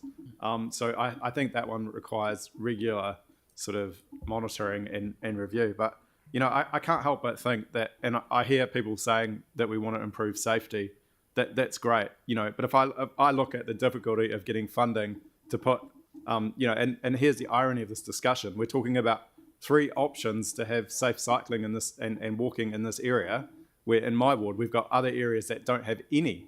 So if you look at Dyers Road through Bromley, for example, from Linwood Ave to South New Brighton, repeated requests to get resource funding to attach to existing projects that have been done around major cycleways through that part of the city, and constantly told there's no resource, there's no ability to do it. Far more dangerous, in my view, than the idea of putting in a third option for people to cycle through here. So I just find this quite depressing that this is significant. Someone said it's just a minor thing. This is actually a major expenditure of money in terms of projects that we do in our communities across the city. And to have such a huge amount of money spent on something through the temporary traffic management process, when other projects that go through annual plan and LTP consistently get ruled out of order or are told we don't have resources to do, I'm really struggling with. If I look at Ferry Road, for example, you have tangible examples where people have made submissions to this council, where people have unfortunately lost their life around the danger of crossing a busy road that we have struggled to do. And yet this can be done quickly and at a great cost. So I'm not supportive of the Park Terrace changes in terms of the process or the cost. I would like my vote recorded against 3A1 and 3A4. I think some of the other stuff in terms of the Armour Street bridge absolutely makes sense. So I do think there's some basic safety improvements that we could do, but I would much prefer that we consider much better use of the money, putting it into local projects and communities where people have actually asked for us to address safety issues that we're currently not doing or struggling to do in a timely manner. I also think it's great that people are supporting the community board. Give the delegation back to the community board. This should be a decision that the community board makes. If you believe in what they're doing and the decisions that they're making and you have confidence in them, then stop removing their democratic right to make decisions for their local community, right? And the whole issue with cycleways being taken away from community boards, I just find this so interesting that sometimes we get recommendations from the board. In the past, the board hasn't even had formal reports, and that's how it goes. So, right, we'll change the delegations if you want to support the community board. Aaron? Yeah, I'll just try and quickly add a couple of points others haven't yet, and I love the passion for the community boards here today, and I look forward to everyone at this table supporting the Fendalton, Waimari, Herwood Community Board when it comes to Herwood Road and the cycleway along there. So look, I thank you for that support going forward as we get a good outcome for the people along there and some traffic management that people want, like Yanni said. I think we could have easily not been in this position at all and had a unanimous decision from the entire council, speaking to Andre's point, if we just put a shared path in the boom from the Armour Street Bridge through. So a big shared path in the boom would have done the job, and the one little thing I'll add to that is that then has cyclists and pedestrians further away from the edge of the road or from the road itself, not so much for safety, but just the fumes that come out of the tailpipe of all the vehicles. Why we have this infatuation for trying to put cyclists as close to cars as possible, I just cannot understand. And there is clear evidence, I use the E word, out there around deaths caused per year from fumes. And the further you are from them, the safer you will be. So being really close to them is not smart. And the reason why I originally supported all of the cycleways across the city and the network and was such a strong advocate of it is because we were aiming to put as many off-road cycleways in as we could and make shortcuts for cyclists to attract people to cycling, not to try and suddenly dominate the roads and get cars off the road. It was about, no, let's make cycling attractive, because once again, I'll say it, cycling is fun and cool. It is not dangerous. It's probably more likely, I'll get the numbers, but more likely the fumes will kill you than an accident on a bike. Fumes are dangerous. Right, so there'll be myself, then Sarah, then Jake, okay? Firstly, you might find this hard to believe, Jake, but I actually agree with you. Where there is no, if we're putting a cycleway on a road, that's cool when there is no option. But here, there is definitely an option. I agree with Mark, we should think smarter about what we did. And to be fair, I don't think we could have thought a damn sight smarter at the start. We didn't think outside the box from day one. That was the issue. After all the money we've spent, we could have built option 4 in the first place, or, as Aaron said, all the way down with the money we've spent. And the thing that does worry me a wee bit, and that's why I put option 4 in, it might keep, it will appease motorists because they got 2 lanes back again. It should appease cyclists because they've got a nice wide cycleway down there. But the thing that worries me a bit is I'm hearing stories about that the cycleway may be extended all the way to Carlton Mill Corner, and I worry, like we've got ourselves in the gun here, we'll end up ourselves bloody not at all looking flash. But of course, I won't be supporting the main one. I'll be supporting my foreshadowed motion. Thank you very much. Sarah, she's all yours. Don't look up, people. But for those worried about the impact on drivers of 490 metres of plastic bollards, your concern is misplaced. The disruption to our roading system from climate change enhanced flooding is going to be so much worse than a potential 11-second delay in rush hour. We are a low-lying coastal city with rivers, hills and a large rural area in the peninsula. Ask anyone along the Opawaho Heathcote River or Dudley Creek what's more disruptive, a lane drop or a washed out and impassable road. We have seen the impact on roads and communities in Tamaki Makaurau, Tairāwhiti and Hawke's Bay this year. And this is just the start. In Auckland, over 8,000 cars were written off in their floods this year. That's traffic disruption.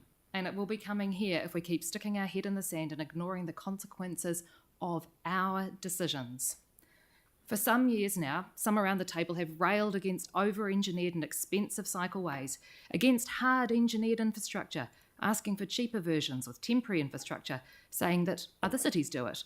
And most councils around this table, everyone who was here last term, unanimously approved the colourful temporary Ferry Road 1 2 years ago, with a similar bi-directional cycleway that not only took away an entire lane of traffic, but a whole direction of traffic. It made it one way and 30 kilometres an hour, and we did not consult first, and that wasn't a concern for people at the time making that decision.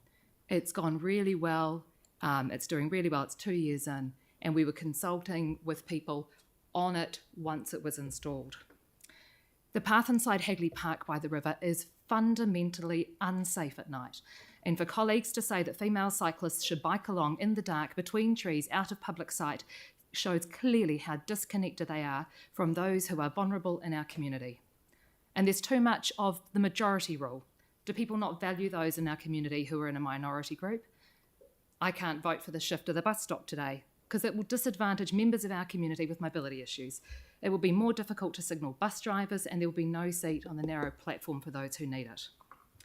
No one small piece of infrastructure is going to solve climate change. It takes a system change, but the cycleway is part of that.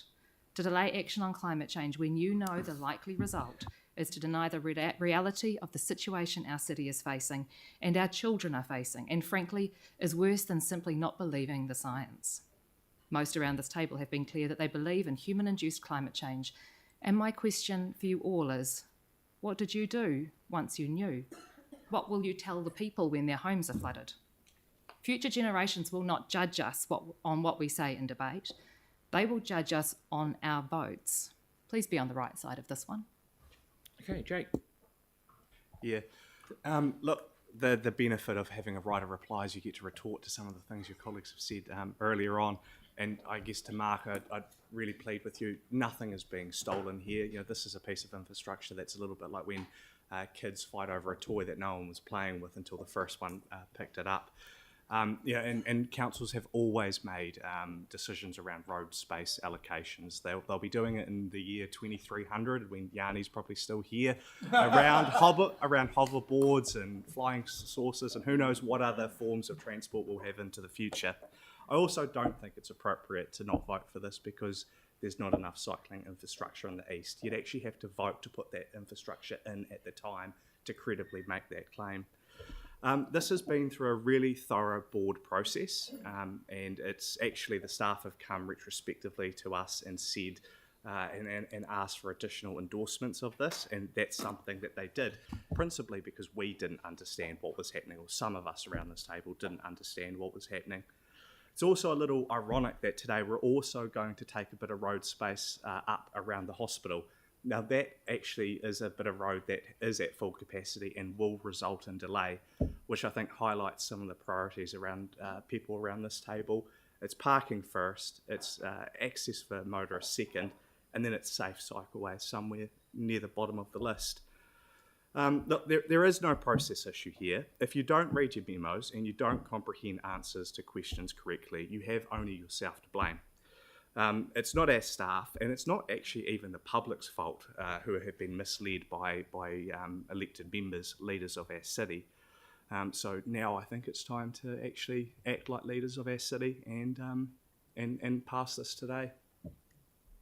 Okie dokie. So I'm putting, correct me if I'm wrong, 1 and 2 separately first. Okay?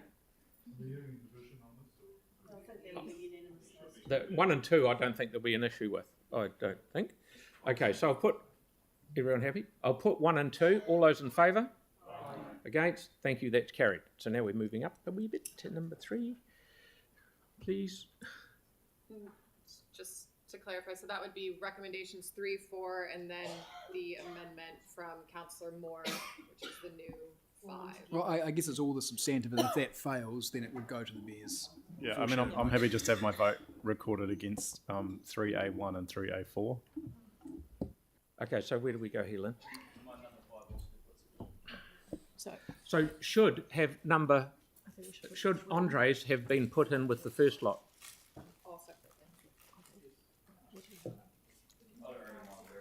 Is it easier? It's in there. It's in there. That's the main thing. So now I will put the remainder, which is 3, all of that, and 4. Well, Phil, is it easier? It's up to Katie, but is it easier than if you put yours in as an amendment, and then that either puts it to bed, and then you're not going backwards and forwards? So, do you think we need division on this one? We probably do. Okay, so if you put an amendment and it fails, then it makes all the other moving things around probably a bit simpler. It's foreshadow. Okay. 3, 4, and 5 together. Number 4 would be valid as soon as we've passed Rollston Ave, which we have. Yes. So we could uncontroversially pass 4 and 5 together next, and then go back to 3. Because 4 is valid now, Rollston Ave is passed, it will still be valid. Yes, it will. Yep. That makes Fair sense. comment. Yeah. So is everyone happy with that? Okay. No, I'm not happy with that. Yeah, no. Or we could vote on 3 separately, 4 separately, 5 separately. Right, we'll do that. Okay. So we are now voting on 3 by division. All right. So recommendation 3, as on screen. Away we go. The mayor. Oh, no. Deputy Mayor Cotter. Yes. Councillor Peters. No. Councillor Harrison Hunt. Yes. Councillor Coker. Yes. Councillor Fields. Yep. Councillor Donovan. Yes. Councillor Henstock. No. Councillor Moore. Yes. Councillor Goff. No. Councillor Johansson. Going to abstain because you're not doing them separate. So I have that you would like noted your vote against 3A1 and 3A4. yeah, is that possible? Yes, I can note that. Okay. So for the rest, yes, and against those 2. Yeah. Councillor Kewen. Councillor McDonald. No. Councillor McClellan. Yes. Councillor Scandrett. Yes. Councillor Templeton. Yes, apart from 3B. And that's 10 for, 6 against. It's carried. Okie dokie. So, that is carried. Thank you. Number 4. So now do number 4. We don't need a division for that, I don't think. All those in favour? Aye. Right. No. Against? Yeah, no. You want to record that, Joe? It's number 4. Yeah, I'm just against this one. Okay. And number 5, all those in favour? Aye. Aye. Against? That's carried. Thank you very much. All done? Shall we have that? Yes. So, What do you question reckon, is whether 12 you o'clock? want lunch. Lunch is currently When is lunch? lunch. Yeah. To be honest, it's more about the principle of Okay, guys, we'll have a quick 10-minute break because we need to get into the staff reports for the rest of the day. Thank you very much, and we'll have lunch a bit later on.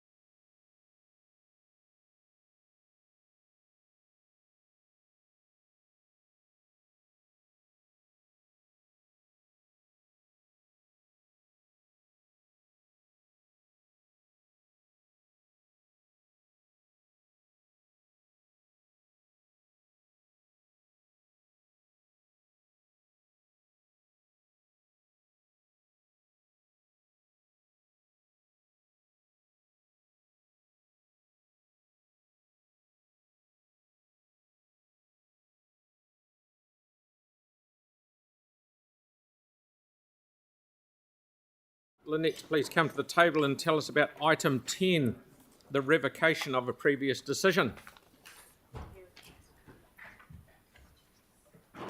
which is actually very simple. Kia ora koutou, councillors. This report is a very simple report that revokes previous decisions that were made in both April and May of 2022. Yes. To resolve that the operation of the organics of processing the organic material from curbside collection would continue at the existing site until a new site has opened, a permanent solution is opened and operational. So this revokes those resolutions and allows a clear decision to be made when we bring back the report on interim options, the permanent solution later this year. Okay, thank you. So I'm happy to move it, and Pauline's second it. happy to second it. There won't be any questions, will there? No, I didn't think there would be. Yes, Mark. My friend. I guess just for clarity, this will allow us to continue the current operation as is right now. It's not going to stop us operating, is it? Yeah, I know. We haven't made a decision to stop operating. Yeah. This just revokes the decisions to continue operating. Yeah. Until the new one's operational. Before, the old one had a timeline of 5 odd years or whatever. This brings it right back so we can work on it straight away. Okay, thank you. So any debate? Oh, Yanni, you got a question? Just a question. I understand that ECAN, following the community liaison group, had decided to start a independent legal review into the consent compliance. Do we have any visibility or understanding of the time frame for that piece of work to be concluded? That has nothing to do with what we're just talking about, I believe. So, thanks. Right. So I'll put the motion. All those in favour? Aye. Against? Thank you. Carried. So now we move while you're in the hot seat. Are you? Yep. We'll go on to the next one, which is immediate odour risk reduction.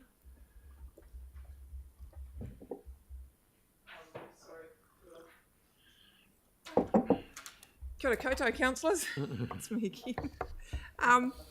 Look, this is just, I'm just going to do a really brief summary. This report is an information report on the work that is being done in feedback post the report that came to you in June. We said we would report back at this meeting. We have updated in the report further operational improvements that are being undertaken. We can confirm that the use of the compost at the wastewater treatment plant has been ceased as of the end of June. So we are no longer taking that to the plant.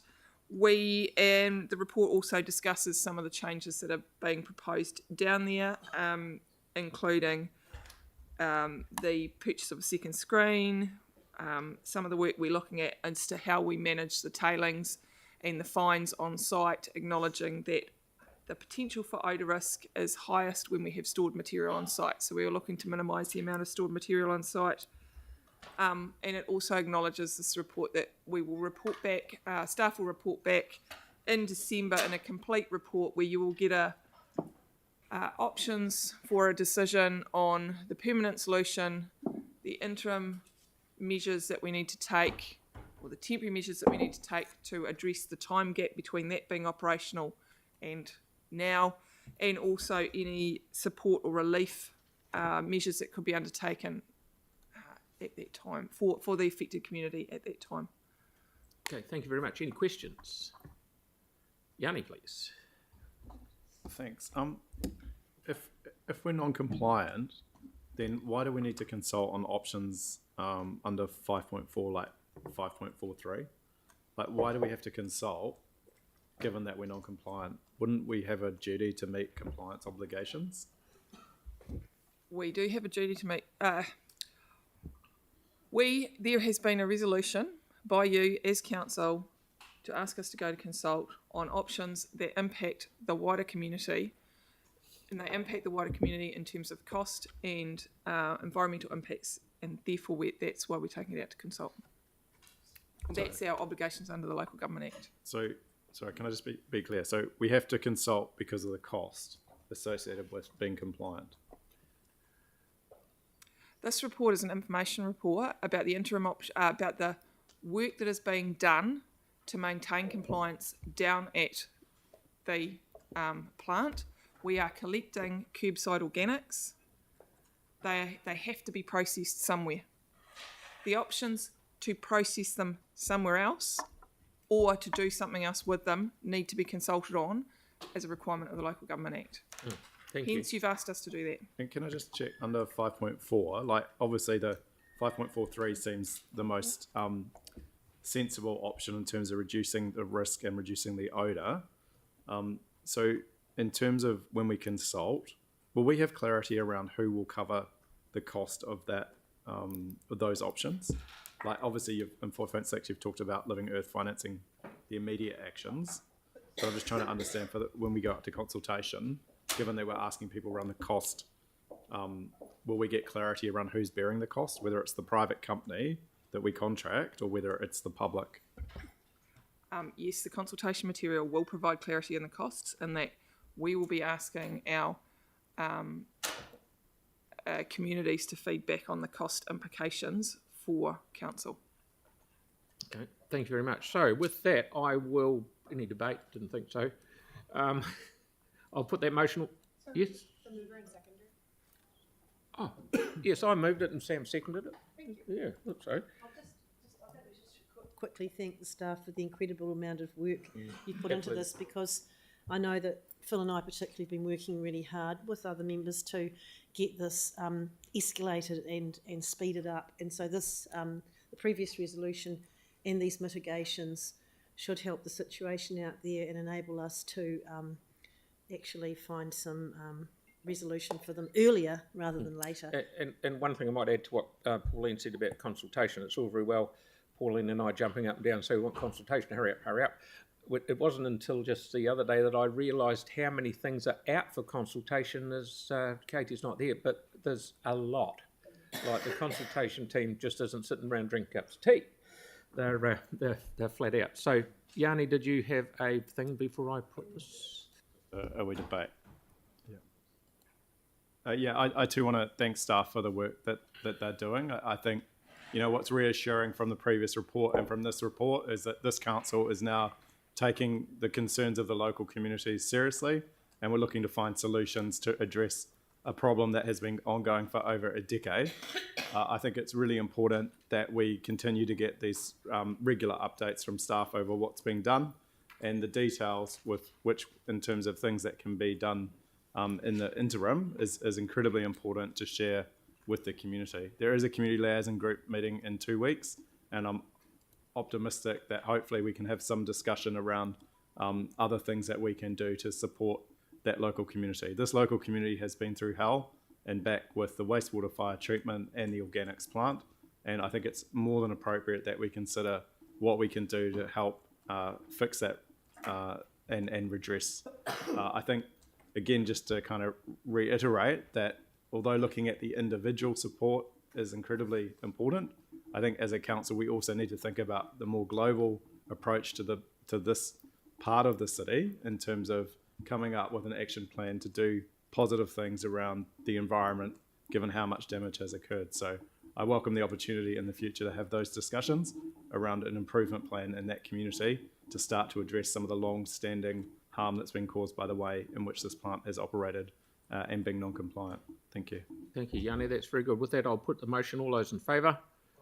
Against? Thank you. Carried. So item 12, Northern Corridor.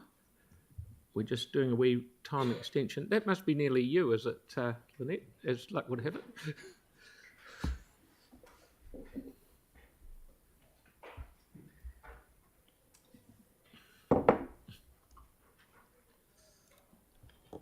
Kia ora koutou, councillors. Lynette here with the transport hat on. Beside me is David's son, who has taken over as project manager on the downstream effects, the package of works as a result of the downstream effects of the opening of the Christchurch Northern Corridor. So we've been to you many times to talk to this.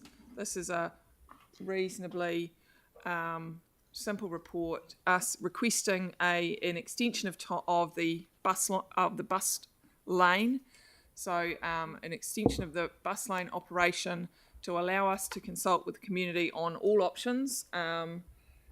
The consultation with the community will be undertaken on providing a bus lane, a clearway, or an HOV lane. So that's going back to do formal consultation with the community, and then we will report back on the final, report back to you for a final decision on what the final solution will be down Cranford Street. Pauline's have to move. I'm happy to second it. Any questions, Yanni? I did put these into the Office of the CE, and apologies, I haven't seen the response. I was interested to know what the passenger numbers were and the journey times were since we've commenced this trial on a monthly basis. Do we have that data? Oh, that'll all come out at the end when they've finished, when you do your report at the finish. All of that information will be included in the final report, and as well as the feedback from the community on what their preferred solution is. And Lynette, just for people out there on TV land, HOV? Oh, high occupancy vehicle lane, so 2 or more. That's T2 lane. Yeah, people with 2 people in the car. So, Or 3 or 4, whatever you want to. Yeah. Like it is down the Northern Corridor. Yep. Right, Aaron? So one was Yanni's. Is it not appropriate to also ask how many buses are currently using the lane during those 2 hours? One bus route, isn't it? That will all come back as part of the decision report. This is a report to ask to request the extension of the operation of the bus lane while this is undertaken. It also allows us to collect more data on it in a non-COVID environment. So the operation of this bus lane has been impacted through the COVID process. And you're hoping to be sitting in front of us by Christmas? Am I? Yes. Yep. Thank you. Sorry, you got more questions, Aaron? Sorry. Yeah. So because the original staff recommendation for this route was a clearway, but we've never seen how a clearway, and then it was changed by the council, as you remember. But we've never trialled the clearway. Why do we not do a clearway trial so then we can compare the two going forward and know exactly, because it might not change the bus times at all, or it might make them worse, or it might make traffic flow better, it might make it worse. I mean, we don't know until we trial it. Why would we not trial it? So, through the chair, the question you're asking us is why didn't we trial, or why would we not trial it? Why would we not trial now, given that we've still got time up our sleeve? So through the chair, we have a resolution for a bus lane. We don't have a resolution to trial a clearway. Okay, so we're asking you to extend it, and the community at the time, as the councillor will attest to because you were part of the decision-making process, the community at the time were really clear they didn't want a clearway, they wanted a bus lane. And that was the feedback and why the council changed it to a bus lane, and we have been running a bus lane down there. That resolution hasn't changed. We are still operating that resolution. We're asking you to extend the operation of that resolution until we can further consult with the community to come back on what could be a permanent solution. But or may recommend a further trial. Yeah, and we understand that, and that's only the local community. I'm sure the ones that use it might have a different view. But the staff recommendation, which came from the experts, and I often hear at this table how important their view is said that the other would be better and better for the design and for the use of it and for the community, but we can't show them that it would be better without at least doing a trial for even 3 or 6 months to go, hey, look, it's not the monster you thought it would, it's actually better or worse, and they'd be right. So the feedback that we will give you in the report that comes back after consultation will include feedback from the technical traffic expert that we are required to work with on this. It will include all of that, and it will come back. But as I have confirmed, so to be clear, when you do come back, so we'll say Christmas time, we will then be asked to make a decision amongst all of us to either make it permanent or trial a permanently different or permanently the same, or there may be a recommendation to trial. I apologise to council, I haven't got a crystal ball, but we'll see what comes out of it. Okay. I do agree with councillor. At the time, the traffic expert that we are required to use did not agree that a bus lane would be the best option.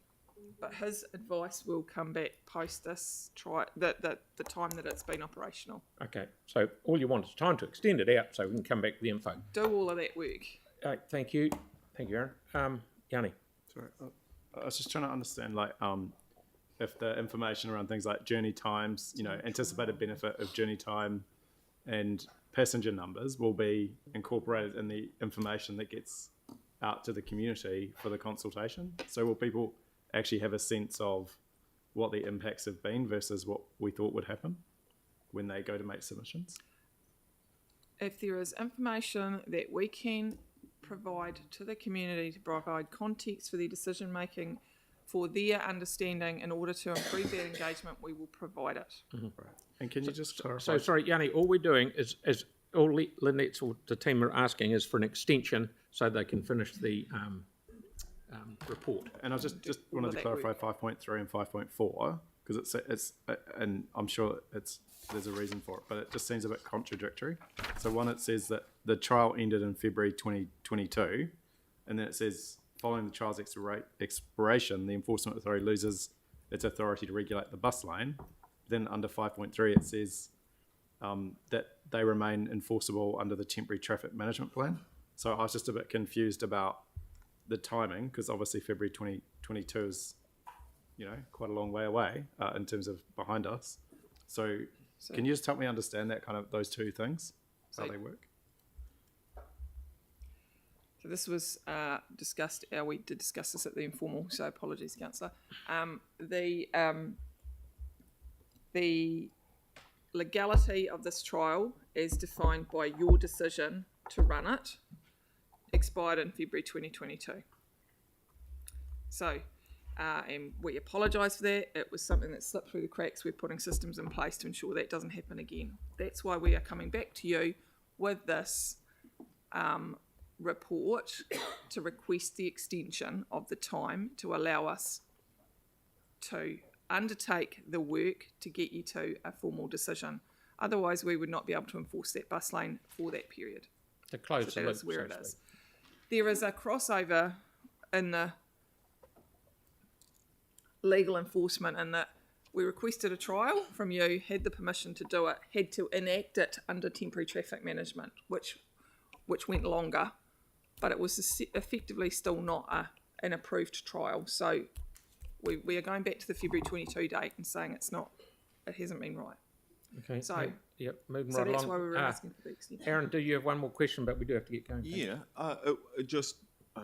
and feel free to just kill it, nip it in the bud. But if am I allowed to move an alternate resolution, which would be to trial the original staff one, which is to trial a clearway? Am I allowed to move that? That's not my question. Can I move that we trial a clearway down here, Mr. Chair? This has been moved and seconded, so so you would have to foreshadow. I'll foreshadow a trial of a clearway like the original staff recommendation. Excuse for me, 6 months. but I think we need staff Why don't we just wait until Christmas time, get the information back, and then I'm sure you'll get some movement on that. But then would be evidence-based, Mr. Chair. Yes, but I'd like to see us being evidence-based for probably 6 months to a year with clear or HOV. Going once we get that information. Right. Thank you. Anyone else? I'll put the motion. All those in favour? Can we just have a quick debate? If you really want It's like one sentence. Okay, no, that's fine. Very good. I'd just like to applaud Councillor Kewen for his forward thinking in putting forward a resolution for us to have a trial on something a bit new and different ahead of any community consultation.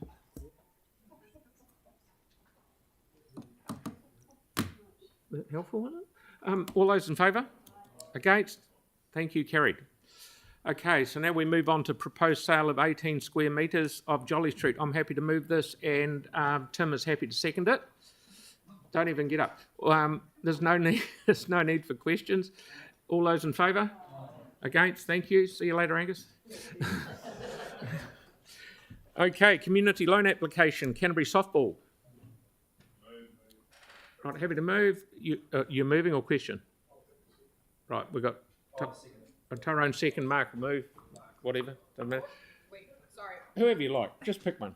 Mark and then Tyrone. Okay, is there any debate? Nope. All right, I'll put that motion. All those in favour? Against? Thank you. Carried. Righto. Tyler, you're on. Thank you, Mr. Mayor. I'd like to invite the multicultural staff to the table too. There might be Claire might be there, Sylvia might be there too, hopefully Viviana.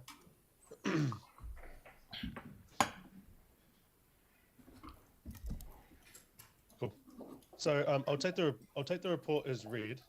The reason why I have staff here is actually because I wanted to introduce the amazing work that they do, and also to talk on the report around the welcoming communities and also the multicultural hub, which is a really exciting thing for this report.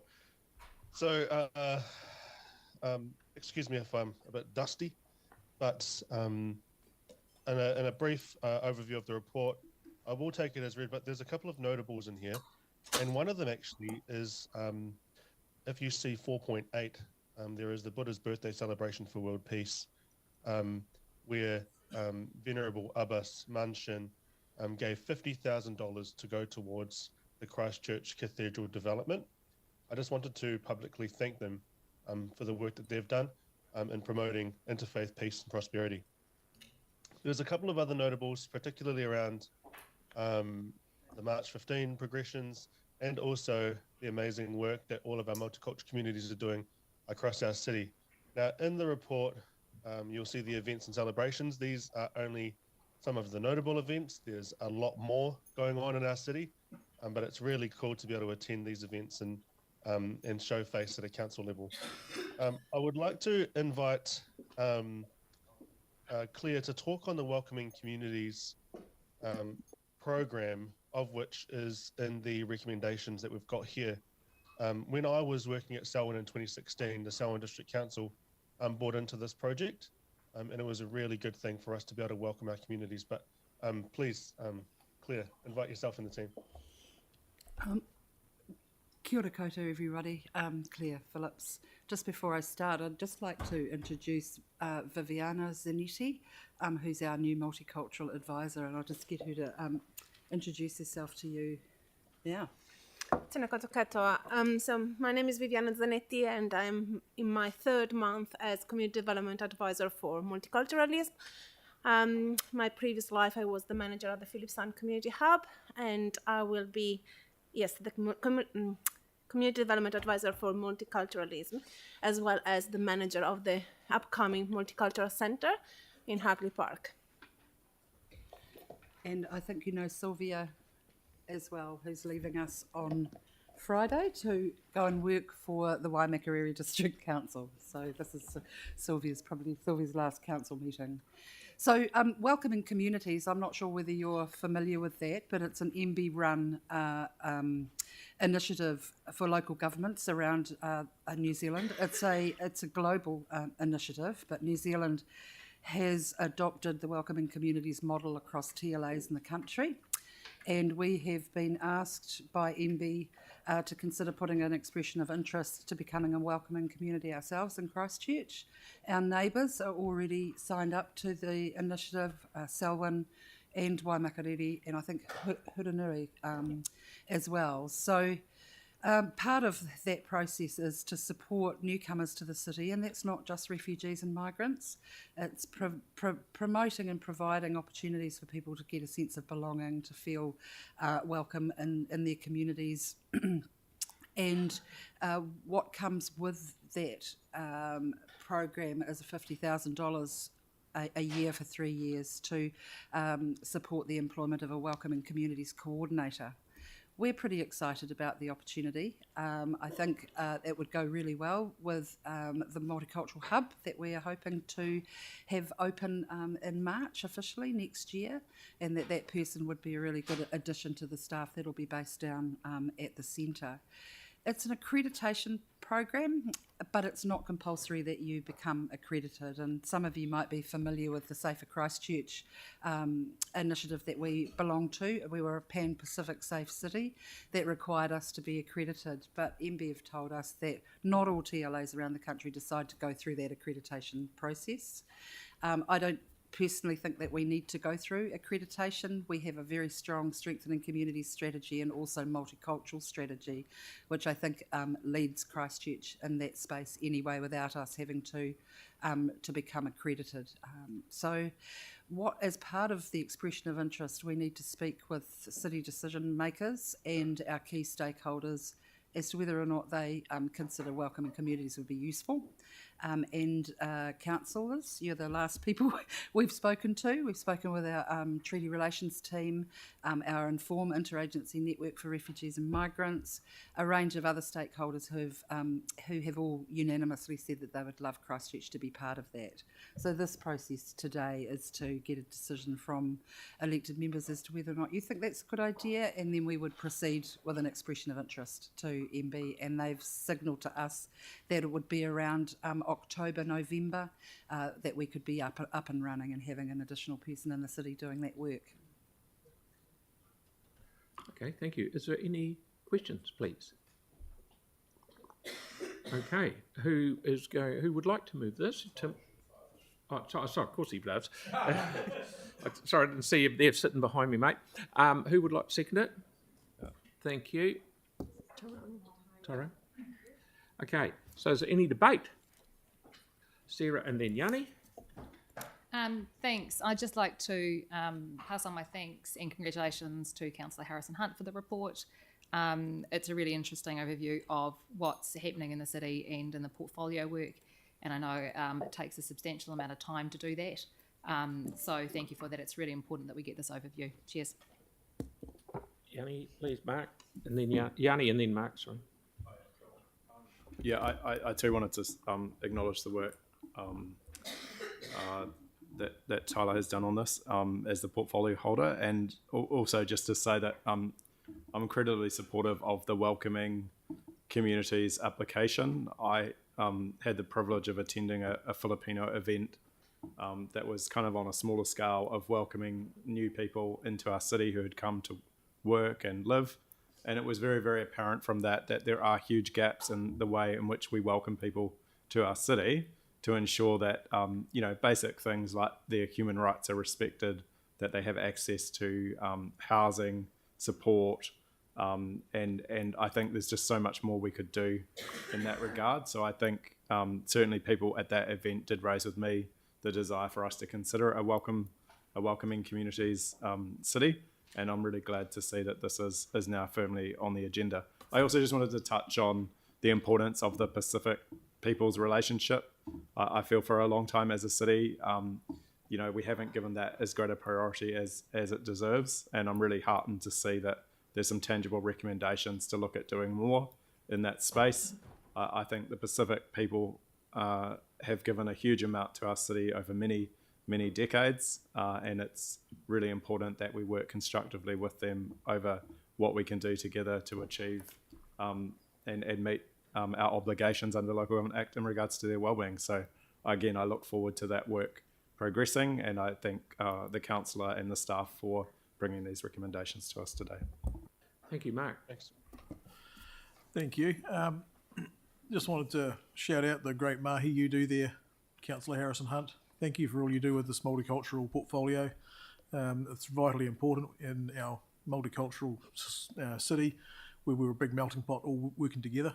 So really wanted to say a huge thank you to you for what you do, and really commend that welcoming as well. That's, I think, a great initiative, and look forward to seeing that land and help many land into our wonderful city that we've got here in Christchurch. And keep up your good work, mate.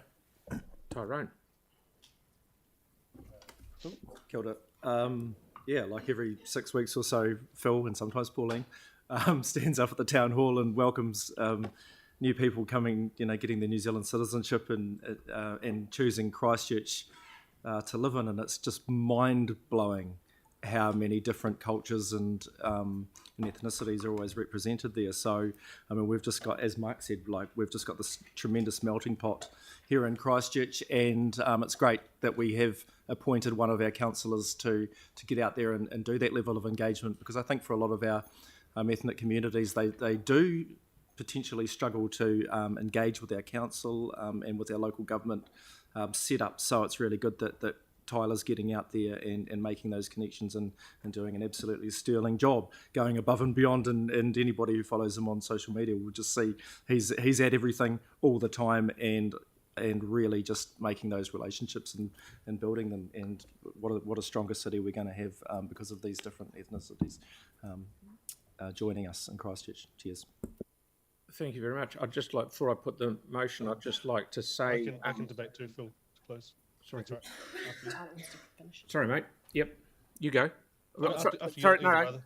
I'll just say, I've been down to Hagley Park, and we were there at Christmas time. It was a good building then, and if you're doing it up, it's going to be damn sight better, and it's going to be a real asset to the multicultural group. And they've finally got a place that you can call home, which is very, very special. So thank you, Tyler. Kia ora. There's a few notes I want to make here, and first of all, I just wanted to acknowledge the work that our old councillor Jimmy Chen did in this space. Mm-hmm. And every time I do go to these events, whenever I attend these events, Jimmy's name is always brought up. So I just want to acknowledge him and the amazing mahi that he's done. And it's a real honour to be able to represent our multicultural communities in our city. And when I first got gifted this portfolio, I was really excited. But I knew the challenges that lay ahead. And one of the challenges has always been around identity. And being a father of a bicultural treasure, who is Ngāti Pakistani and also of Māori descent, it's also it's really nice, and it's a privilege and an honour to be able to try and uphold the mana of our multicultural community and continue to give them a voice at the council table. Now, this portfolio is really beneficial for me, but also beneficial for a lot of communities who feel like they have someone to go to, such as our old councillor Jimmy Chen. I also wanted to acknowledge the amazing work that staff did in helping me collate this report and continue to provide advice when I need it so dearly in a lot of spaces that we see in front of us today. I'm also excited to see the Multicultural Hub coming up very, very soon. And there was a youth audit just completed last Sunday where there was a lot of feedback, which was fantastic. So thank you, Claire. Thank you, Viviana, and thank you, Sylvia, for all of your work in this space. I really appreciate it. The youth report will be coming in due time.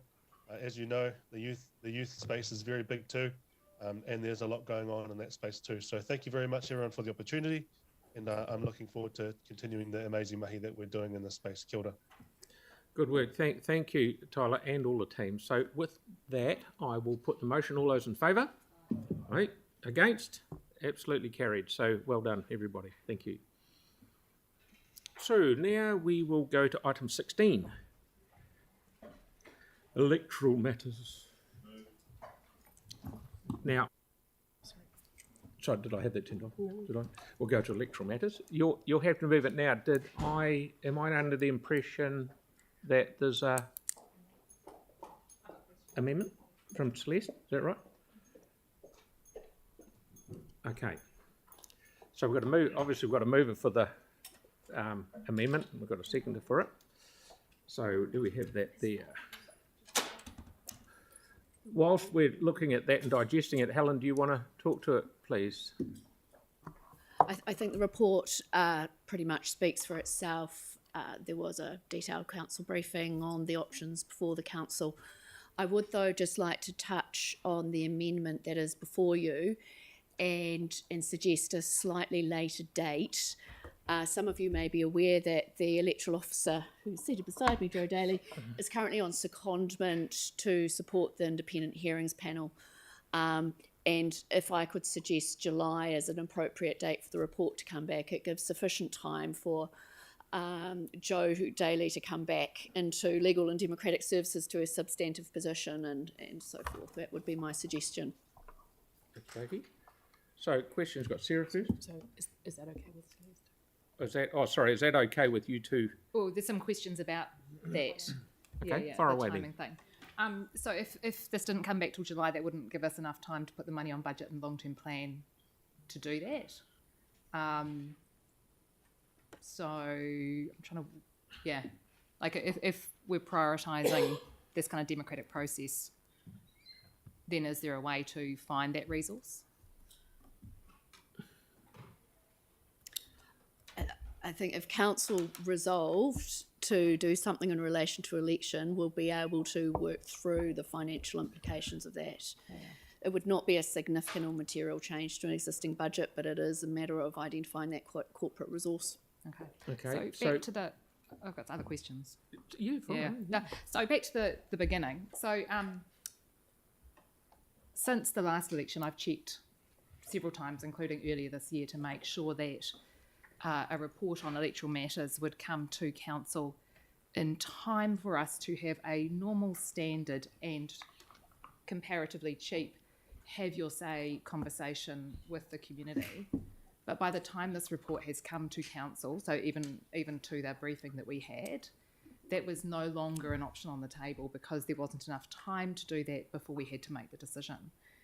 This is the first time we're making a decision in public, and I'm just wondering why it has taken so long to bring this report to council. And I'm happy to own that delay, for which I apologise, and it's purely through to resourcing and capacity on my end. Okay, so if we were, so the information on the ability to have your say, so it says that we would need a really nice package of information prepared, a big citywide campaign so that people would be well educated and that they could choose. Is that right? So it would take some time? I may need to defer to colleagues Happy to with answer that, that. but yeah.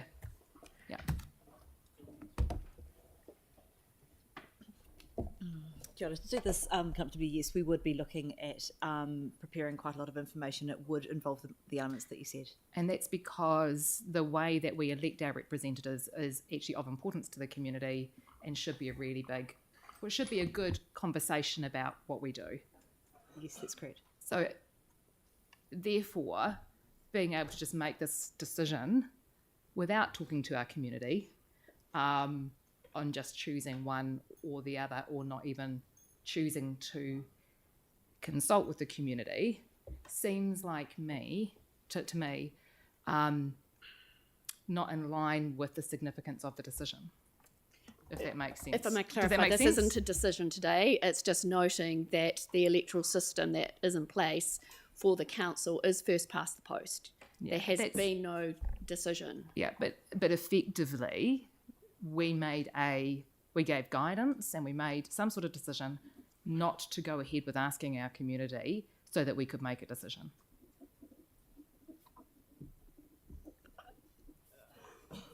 I'm not sure. I think I've answered that. Yeah, I think you have. Yeah, okay. Yeah. So at this stage, then, that means that if it's going to be, if council isn't even going to make a decision on whether it asks the community until after July next year, that really limits the ability of the time available for the community to demand a poll.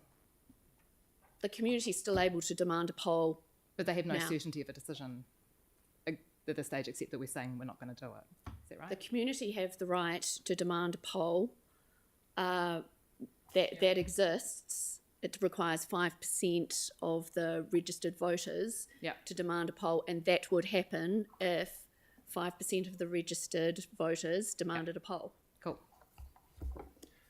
Okay, I had Tim, then Celeste, then Jake. So, as I understand it, there could be a poll, or there would be a poll at the next election and that would, if whatever's decided then, would carry on to the next two consecutive elections. Yes, that's correct. And so, if it is held at that time, then the cost is around about 175,000. Whereas if it's a standalone poll, totally independent of an election, it's more like $750,000 to 800,000. That's correct. Those are the numbers in the report.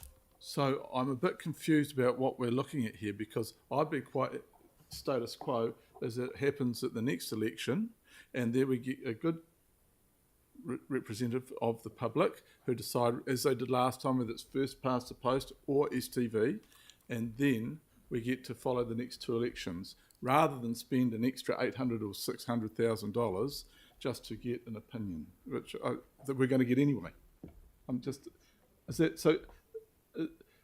So we're going to do it anyway at the next election, and it's going to be save about $600,000 plus. No, we're not going to do it. Oh, no. Maybe. Decision hasn't been made. Okay, right. But if it were to happen at the next election, to ask our community whether they preferred first past the post or STV, it would be less than $200,000, thereabouts. That's our best guess now. Yep. On that, but the other factor that is relevant is at the time of the local elections, this organisation is geared up to support electoral activity. Yes. So in terms of, it's not just the out-of-pocket expenses, but actually the staff resource and allocation is geared up for that time. In the past with key things as well, haven't we? Yep. Thank you. Okay, Celeste?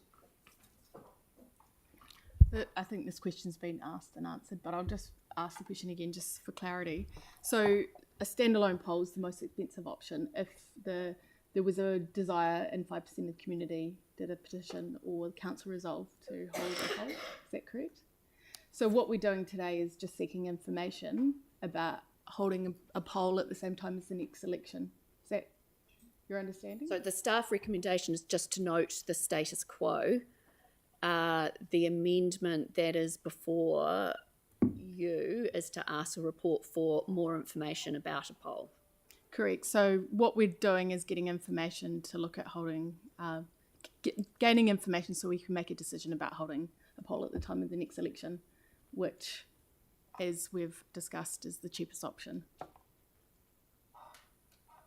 Sorry, that's a statement more than a question, but just clarifying my understanding. Thank you.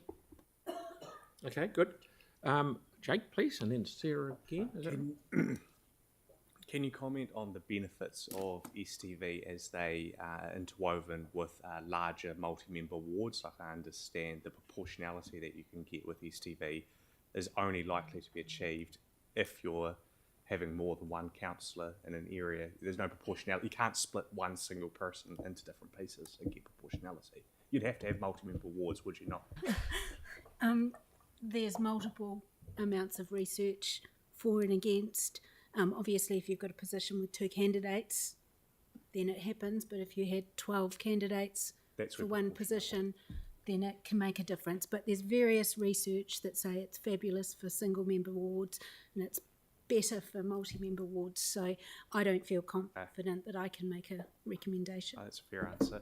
And has there been an attempt to do a petition before to gather 5% of the city's population, and was that successful or not? I was aware 3 years ago there was a group in the community that were working towards it and sought some information on it, but they didn't lodge that petition. I understand they didn't get the numbers. So not formally that I'm aware of. And final question, is central government considering mandating this nationwide anyway? It was part of the report on local government, so possibly. And, you know, I think the report makes it clear under what we've got currently, this is what it is, a potential change with a bill that's in Parliament at the moment, pulling forward some of those dates, but who knows? Thank you. Sarah? And we need to get... Thanks. So what's the last date that as a council, or if a poll came to us, we could decide, or we would have to decide to do a poll at the next election? Okay. So for the next election? Yeah, rather than just one ahead of, for it to change the system ahead of the election. So when does a decision have to be made by, or a petition lodged by, to make the call for the next, for holding it during the election? Those timings are in the report. Yeah, there's the current electoral deadline, although the bill that's currently before Parliament will bring that deadline forward for the public to demand a poll. And currently it's 21st of February 2024, and if that bill goes through, it'll be the 11th of December 2023. I thought that the 2024 one, the February one, was for if they wanted a poll ahead so that they could change the electoral system. Yeah. Yes, So I'm talking yes. about when it would need to be in to have the poll at the next election, because they could just keep doing the petition. There's no deadline. Well, with printing and stuff, there'll be some sort of cut off. That's purely logistics. But they are able to keep doing a petition to force a poll at the next election as opposed to before the election. Yes.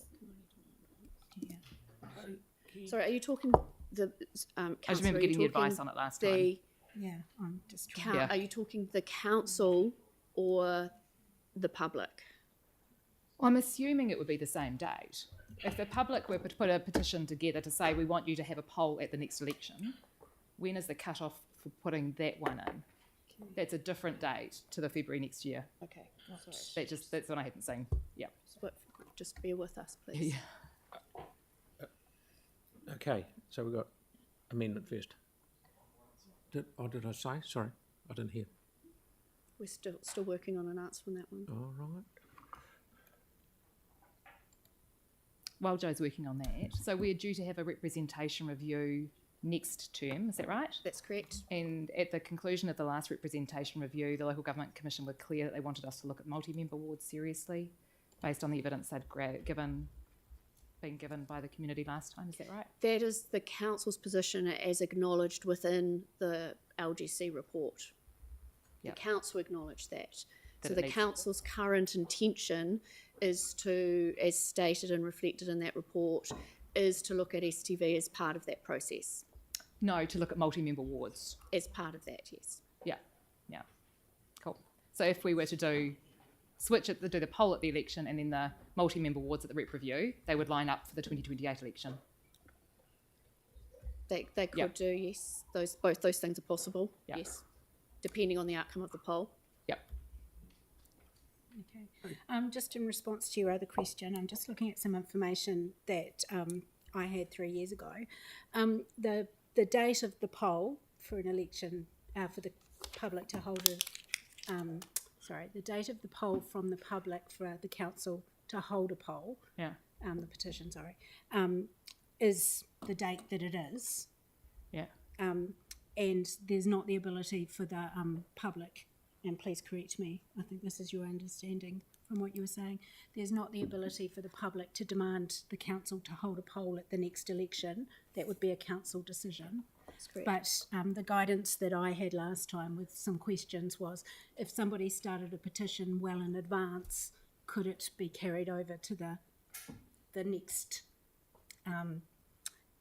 cycle, if you like? So effectively, the question that I provided a response So it's still to. February next year? Yeah. Yes. Okay. So well, the earlier we make a decision, the more time we give the public to have their say and put a petition together. well, the public needs to, their petition needs to be in February currently, but if the legislation changes, December. The council must make a public notice by 19th of September advising the public of that right to demand a poll by that date.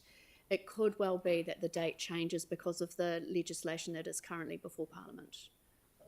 And we are told is being expedited. Thank you. Yanni? I was just going to move, maybe we have a workshop or a briefing on this so we can just work it through.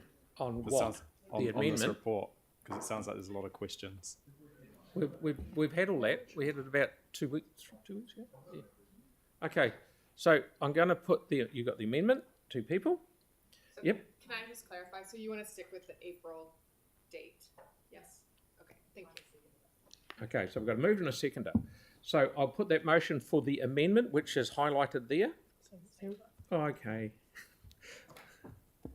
How our residents elect us is a fundamental part of our democracy.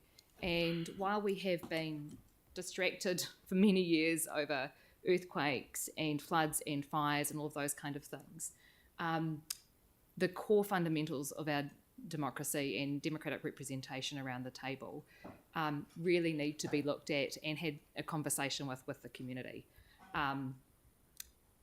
Having a conversation with the community is crucial for them to have trust in how we're elected, and for us to simply note that we're doing status quo without even having that conversation, I think, is unhelpful.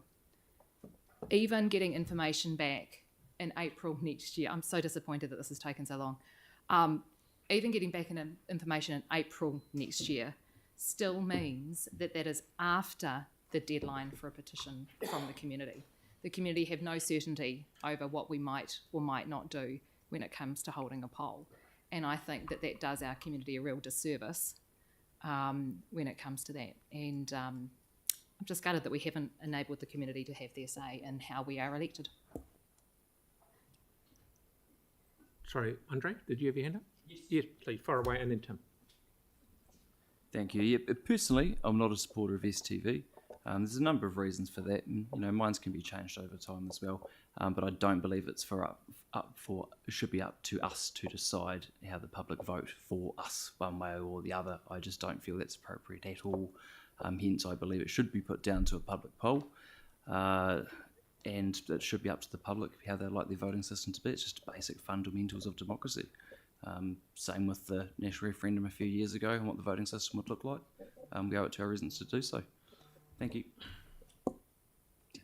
Tim, then Jake. Thank you. Look, I'm not disappointed that it's come with the timing it has. It's just a reflection of the pressure our staff are under with the pressure that we put them under. So I want to thank them for the information that they've brought to us in the most timely way they could. So thank you very much for that. As an independent, whether it's first past the post or STV, when we talk about communicating and getting from our public, I really hope that those connected to parties are truly after what the overall public want, rather than, and I really don't care, first past the post or STV. My concern is that it doesn't get skewed on the way through. And that's my opinion. Thank you. Jack? Similarly to Tim, I kind of agree with that. I think that given central government are looking at this very topic anyway, this isn't the cycle for a rep review. The next one is when we're going to consider the rep review. I just don't see that there's... I've not picked up a public groundswell for changing the voting system. You're right, the people do deserve a say over how their city's governed, and they take that really seriously and who they vote for. But I've never had anyone actually ever come to me and say, look, there's something wrong with how we make that decision. So I just don't think, and the public can have a poll, but I just don't think there's a huge appetite in the actual community for changing how people have their say. Mark, and then Celeste. Thank you. I echo that sentiment. I mean, the people do deserve to have the right to tell us how they would like to see us elected, and it's the democracy we live in. At the same time, I hear Councillor Scandrett's, saying we don't want to see it skewed on the way through, and we've got to have good information both ways. If this does get out to a poll, and hey, let's hope it does get to a poll because the people deserve to tell us, then we make sure that all the information is clear, concise, everyone knows the pros, the cons, and there's no skewing of the information to try and get a result that anyone particularly might want. Just let the people decide and let them decide how they put us here in these chairs. That's democracy, and I'm happy to be open.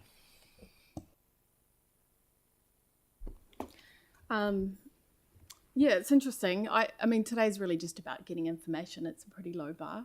I think, as Mark said, it's important that we have good information to make decisions. So I think until we get that information, we shouldn't be predetermining any outcomes.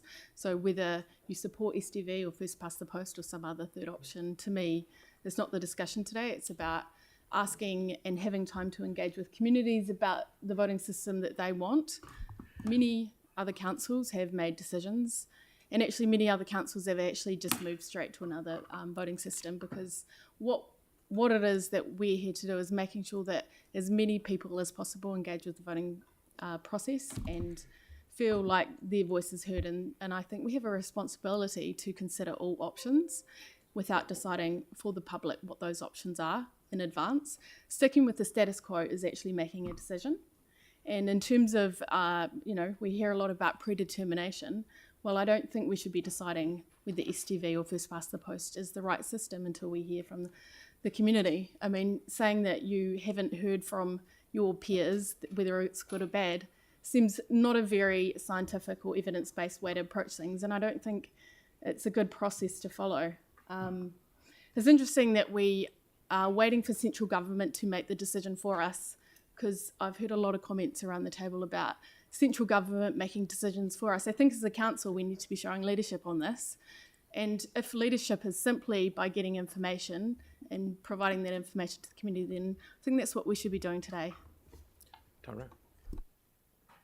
I personally think we've got it right at the moment. I think that we've got a good system. It gets good outcomes. I mean, I'm happy to support 3. I mean, I don't see the harm in a poll, but I mean, the real problem is voter apathy in most of the wards around Christchurch, not mine, and or Tim's actually. But like, you know, by making things more complicated, I mean, you really risk making people even more apathetic. I'd like, when we do have a report back, I'd like it to actually talk about how it's going to get people more engaged in the democratic process, because I don't really see how STV will do that. But I mean, I'm happy to support number 3, but I reiterate, I think we've got it right at the moment. Mel?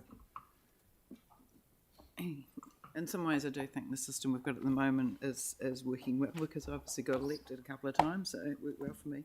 But look, I'm looking at this through a lens of that local government review, and we all had a briefing on it last week with the 17 sort of major points out of that. One of those being about enhancing local democracy to increase access and representation. And there was a number, I didn't hear a peep from anyone that was really against anything that had come out of that review, from what I can recall. That included things like the 4-year term, lowering a threshold to establish Maori wards, and lowering the voting age for local elections to 16, which is something that this council has endorsed. And the other thing it had was ranked voting, so STV. So I am actually happy for a poll to occur to see what the public want, because it's a recommendation of that review, and as has been said, a number of cities are doing it already, so let the people have their say. Okay, so me, before I put it in, there's no one else. I support the main one. I won't support the amendment, because I'm a great believer, if it's ain't broke, don't fix it. Why should we put staff through a whole lot of work when they're up to their neck in it? And 176 grand's a lot of money in anyone's language, so that's me. So I will put the amendment. All of those in favour of the amendment, which has just been, yes, there we go. Please say aye. Aye. Those against the amendment? No. Right.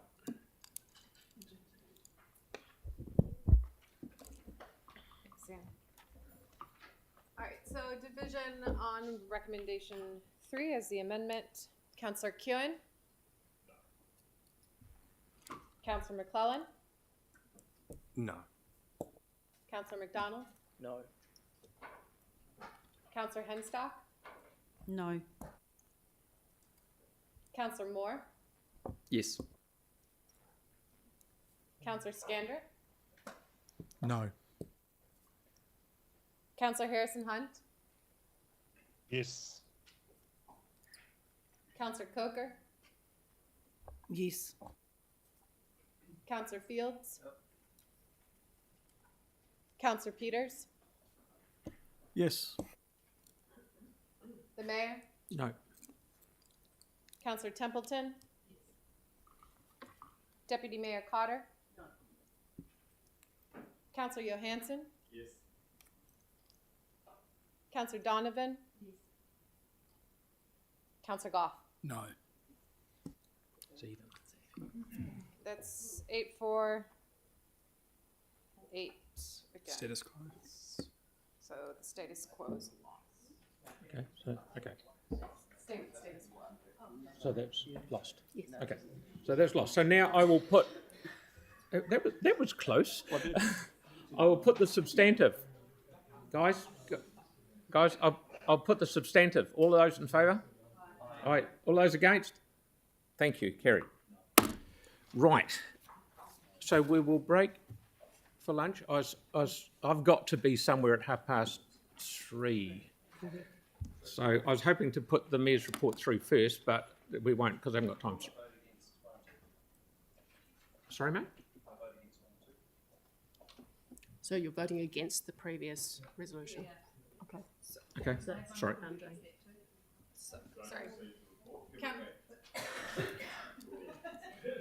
Pause. Councillor Moore, you're asking for your vote against. to be Okay, recorded? thank you. And yours. And No, that's clear. That's clear. All right, so what time are we back here, mate? 1 o'clock. I bet it's 2 o'clock. Oh, sorry.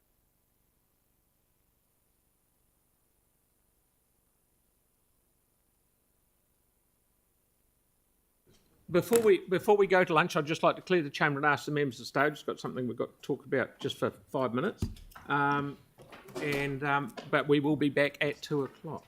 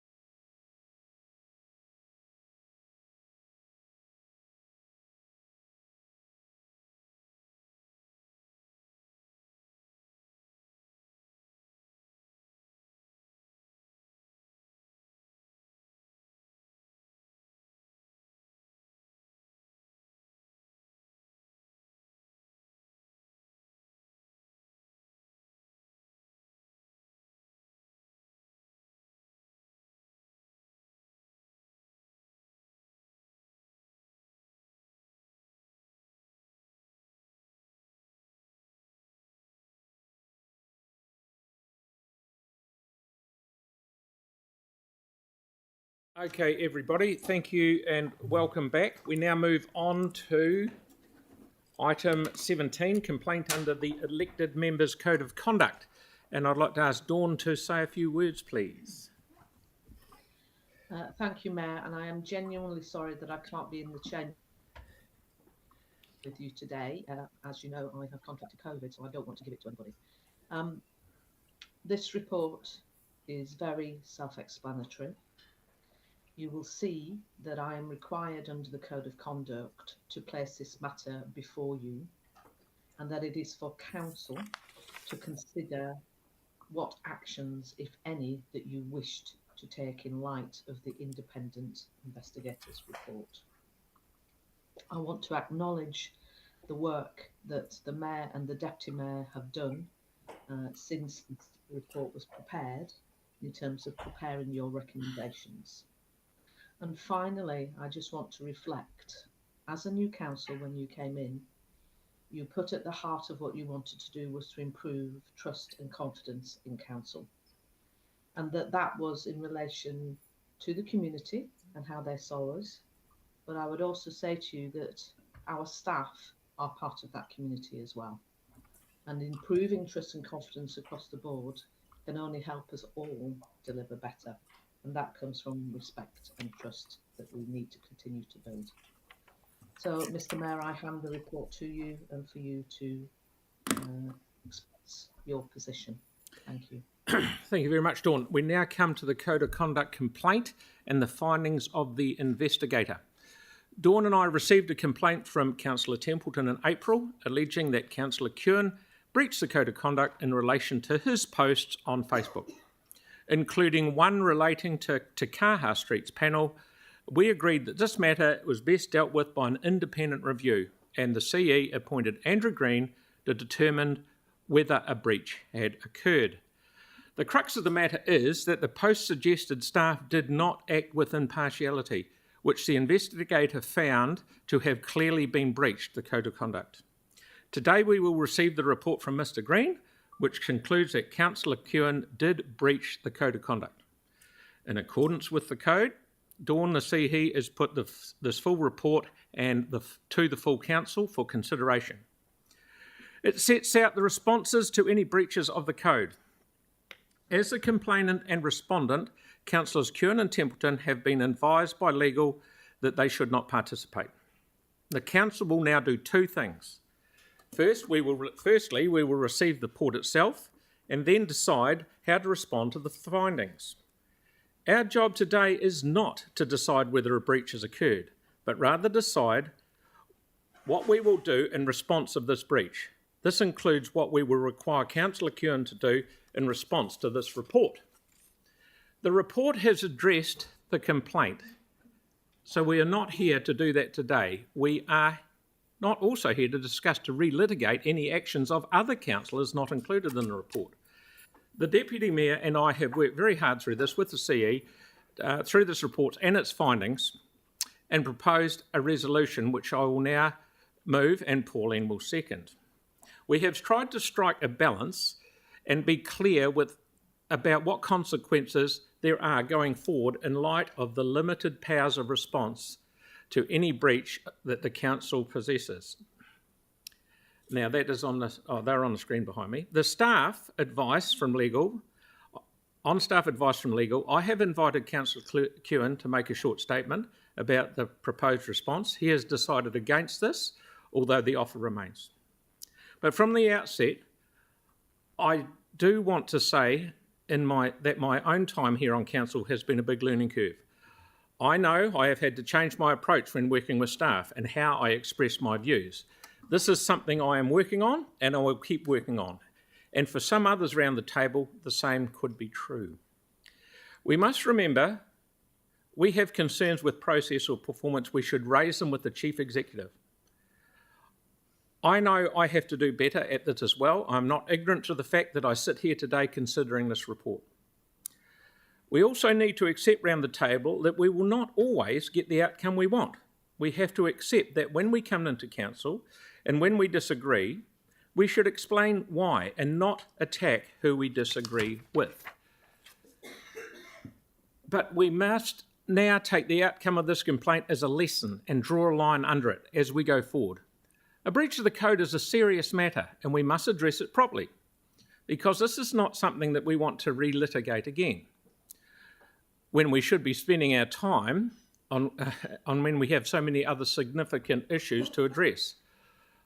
I want to personally say to the Democracy Services team, thank you for all your help you give me for your guidance. I could not do this job without you, and neither could anyone else sitting around this table. Now, with that, Paul and I have thought about how we could respond, and we have the following response in these resolutions, which are up above me here. So there'll be no questions, but if anyone, I was hoping there wasn't going to be any debate and I wasn't going to let any, but to be fair, I've been told that if anyone wants to debate it, they can, so feel free, anyone. Only that, and we can only debate what we're seeing on the screen. Okay? So, we have no debate. So, Celeste, please. I just want to take the opportunity to speak because I think this is the appropriate forum for discussing issues. And the issue today is about a serious breach of the Code of Conduct. I think we all have a responsibility to hold each other to account. And the conversation today should be focused on holding each other to account by how we address the issues that are being identified in this breach. This shouldn't be directed at individuals. I think the discussion has taken an unfortunate turn in that it's been directed at individuals, and I don't think that's the purpose of the discussion today. It's about raising the bar about how we handle things going forward around this table, and actually making sure that we are here speaking about the issues that we all have to address and some significant issues we have coming to this table, and not getting distracted by sort of some of these side issues which I think are playing out on social media. So I just want to say that, you know, going forward, I just want to make sure that we hold ourselves to a higher standard, and that includes comments on social media. Okay, so have we got anyone else wants to have any debate? Okay, with that, I'll put the motion that you see above me here. All those in favour? Aye. Against? Thank you, that is carried. Good. Thank you, everybody. So we'll now move on. We've got time for the Mayor's report? Yeah, move on to the Mayor's report. So, everyone will have read it from cover to cover. Has anyone got any questions? I will talk a bit about Higley, the hospital car parking in a minute. Far away, Pauline. I was just wondering if it could go for 2 full weeks. Like you've got 10 calendar days, which I think you said is 1 week but 2 weekends. Yeah, 14 days, not 10. Yes, yeah. Just would that make a material difference to the trial, Lynette? It won't make a material difference, and we have proposed to the Mayor through the Chair a change to that to 14 days. Yes, I've already done that. Sorry, I didn't see that. Okay. Oh, sorry, Jake, question? Yeah, what's the cost of the trial and also if implemented? We haven't got the we haven't worked through all of those costs or anything yet. That will have to come back with a report post the trial. Right. It would be, this is a trial that would be enacted under temporary traffic management. Yeah. But it would be cones because it's only 14 days, so it will be a 14-day lane closure, lane drop using cones. Right. Yeah. Okay. Anyone else got any questions? Right. Anyone got any debate or comments that they would like to make? Okay. I'd like just to, while I've got the talking stick, just like to say, Aaron and I talked about this a long time ago, about maybe somehow trying to get some parking around the hospital, and I had ideas about parking on grass and angle parking, God knows what all. And staff actually came up with this good, I feel, absolutely great idea about using it as a clearway, because I don't want to see any traffic lanes held up for any longer than they have to be. But the main thing I want to do is to look after the people, the nurses and that look after us. I was in the unfortunate situation a year ago where I had to spend a bit of time in hospital visiting someone, and it is a bugger of a place to try and find somewhere to park. If a nurse can park outside after 6 o'clock at night all night and just walk to a car when she goes home, well and good. If someone needs to rip in to visit someone, from what I'm told, the car parking will be free in that area, but it will have to be vacated at 2 times, one in the morning and one in the afternoon, for a clearway, so it doesn't stuff up the flow of traffic. And that's one thing I seem to be a bit passionate about. So I'm very happy that this is going for a trial and it's 14 days. I just ask people to please put up with it for 14 days because there will be one lane closed off altogether. But we're just getting some information to see how it goes. So thank you very much. Aaron. Yeah, sorry to disagree with you there, Phil, but clearway's one of our options. And obviously the one you're clearly supporting, my personal choice would be that it was used for parking 24/7 because I think the demand is 24/7. And the traffic reports will show us that the area will be able to still manage with one lane, because prior to the earthquakes, all of those streets around the hospital there were one lane and there was parking on the street. So it's a return to that. And back then there was 50% more people worked in the inner city, plus that was the start of a one-way street right there. So it had a higher traffic demand and worked on one lane. So I applaud the staff for their plan on the way they want to do this, because it will show us, or show us not, that we can get away with reinstalling those car parks. This is a reinstallation. This isn't a new revolution. Those changes were done post-quake. So I just didn't want people in the public to get confused that it was only a clearway option. There are other options. You are correct, yes. So we will see what comes back. I prefer 24/7 because the hospital is busy 24/7. It's the main employer in the city, and people need it all the time to rush in and see someone at the drop of a hat. And the 2 hours free makes sense, and overnight they can be used by the staff. It's not a ton of car parks. It does not solve the problem. There's more to come to the area, but it just means that very close, a stone's throw straight across the road, there is parking reinstalled. And so I thank the staff for the work they've done on this already, and will do to get the report back to us. Yep, looking forward to the report. So with that, I will put the motion. Everyone in favour? Against? Thank you. Carried. Brilliant. So, PX? Yes. What have I got there? Oh, yep. We will now move into PX and resolve to exclude the public as set out in pages 259 and 260 on the open agenda. Do it, is this one? Move on second. Yeah, sorry, mover and seconder on that. Tim and Pauline. And then I'll do this once we're in there. Yep. Yep, everyone said aye.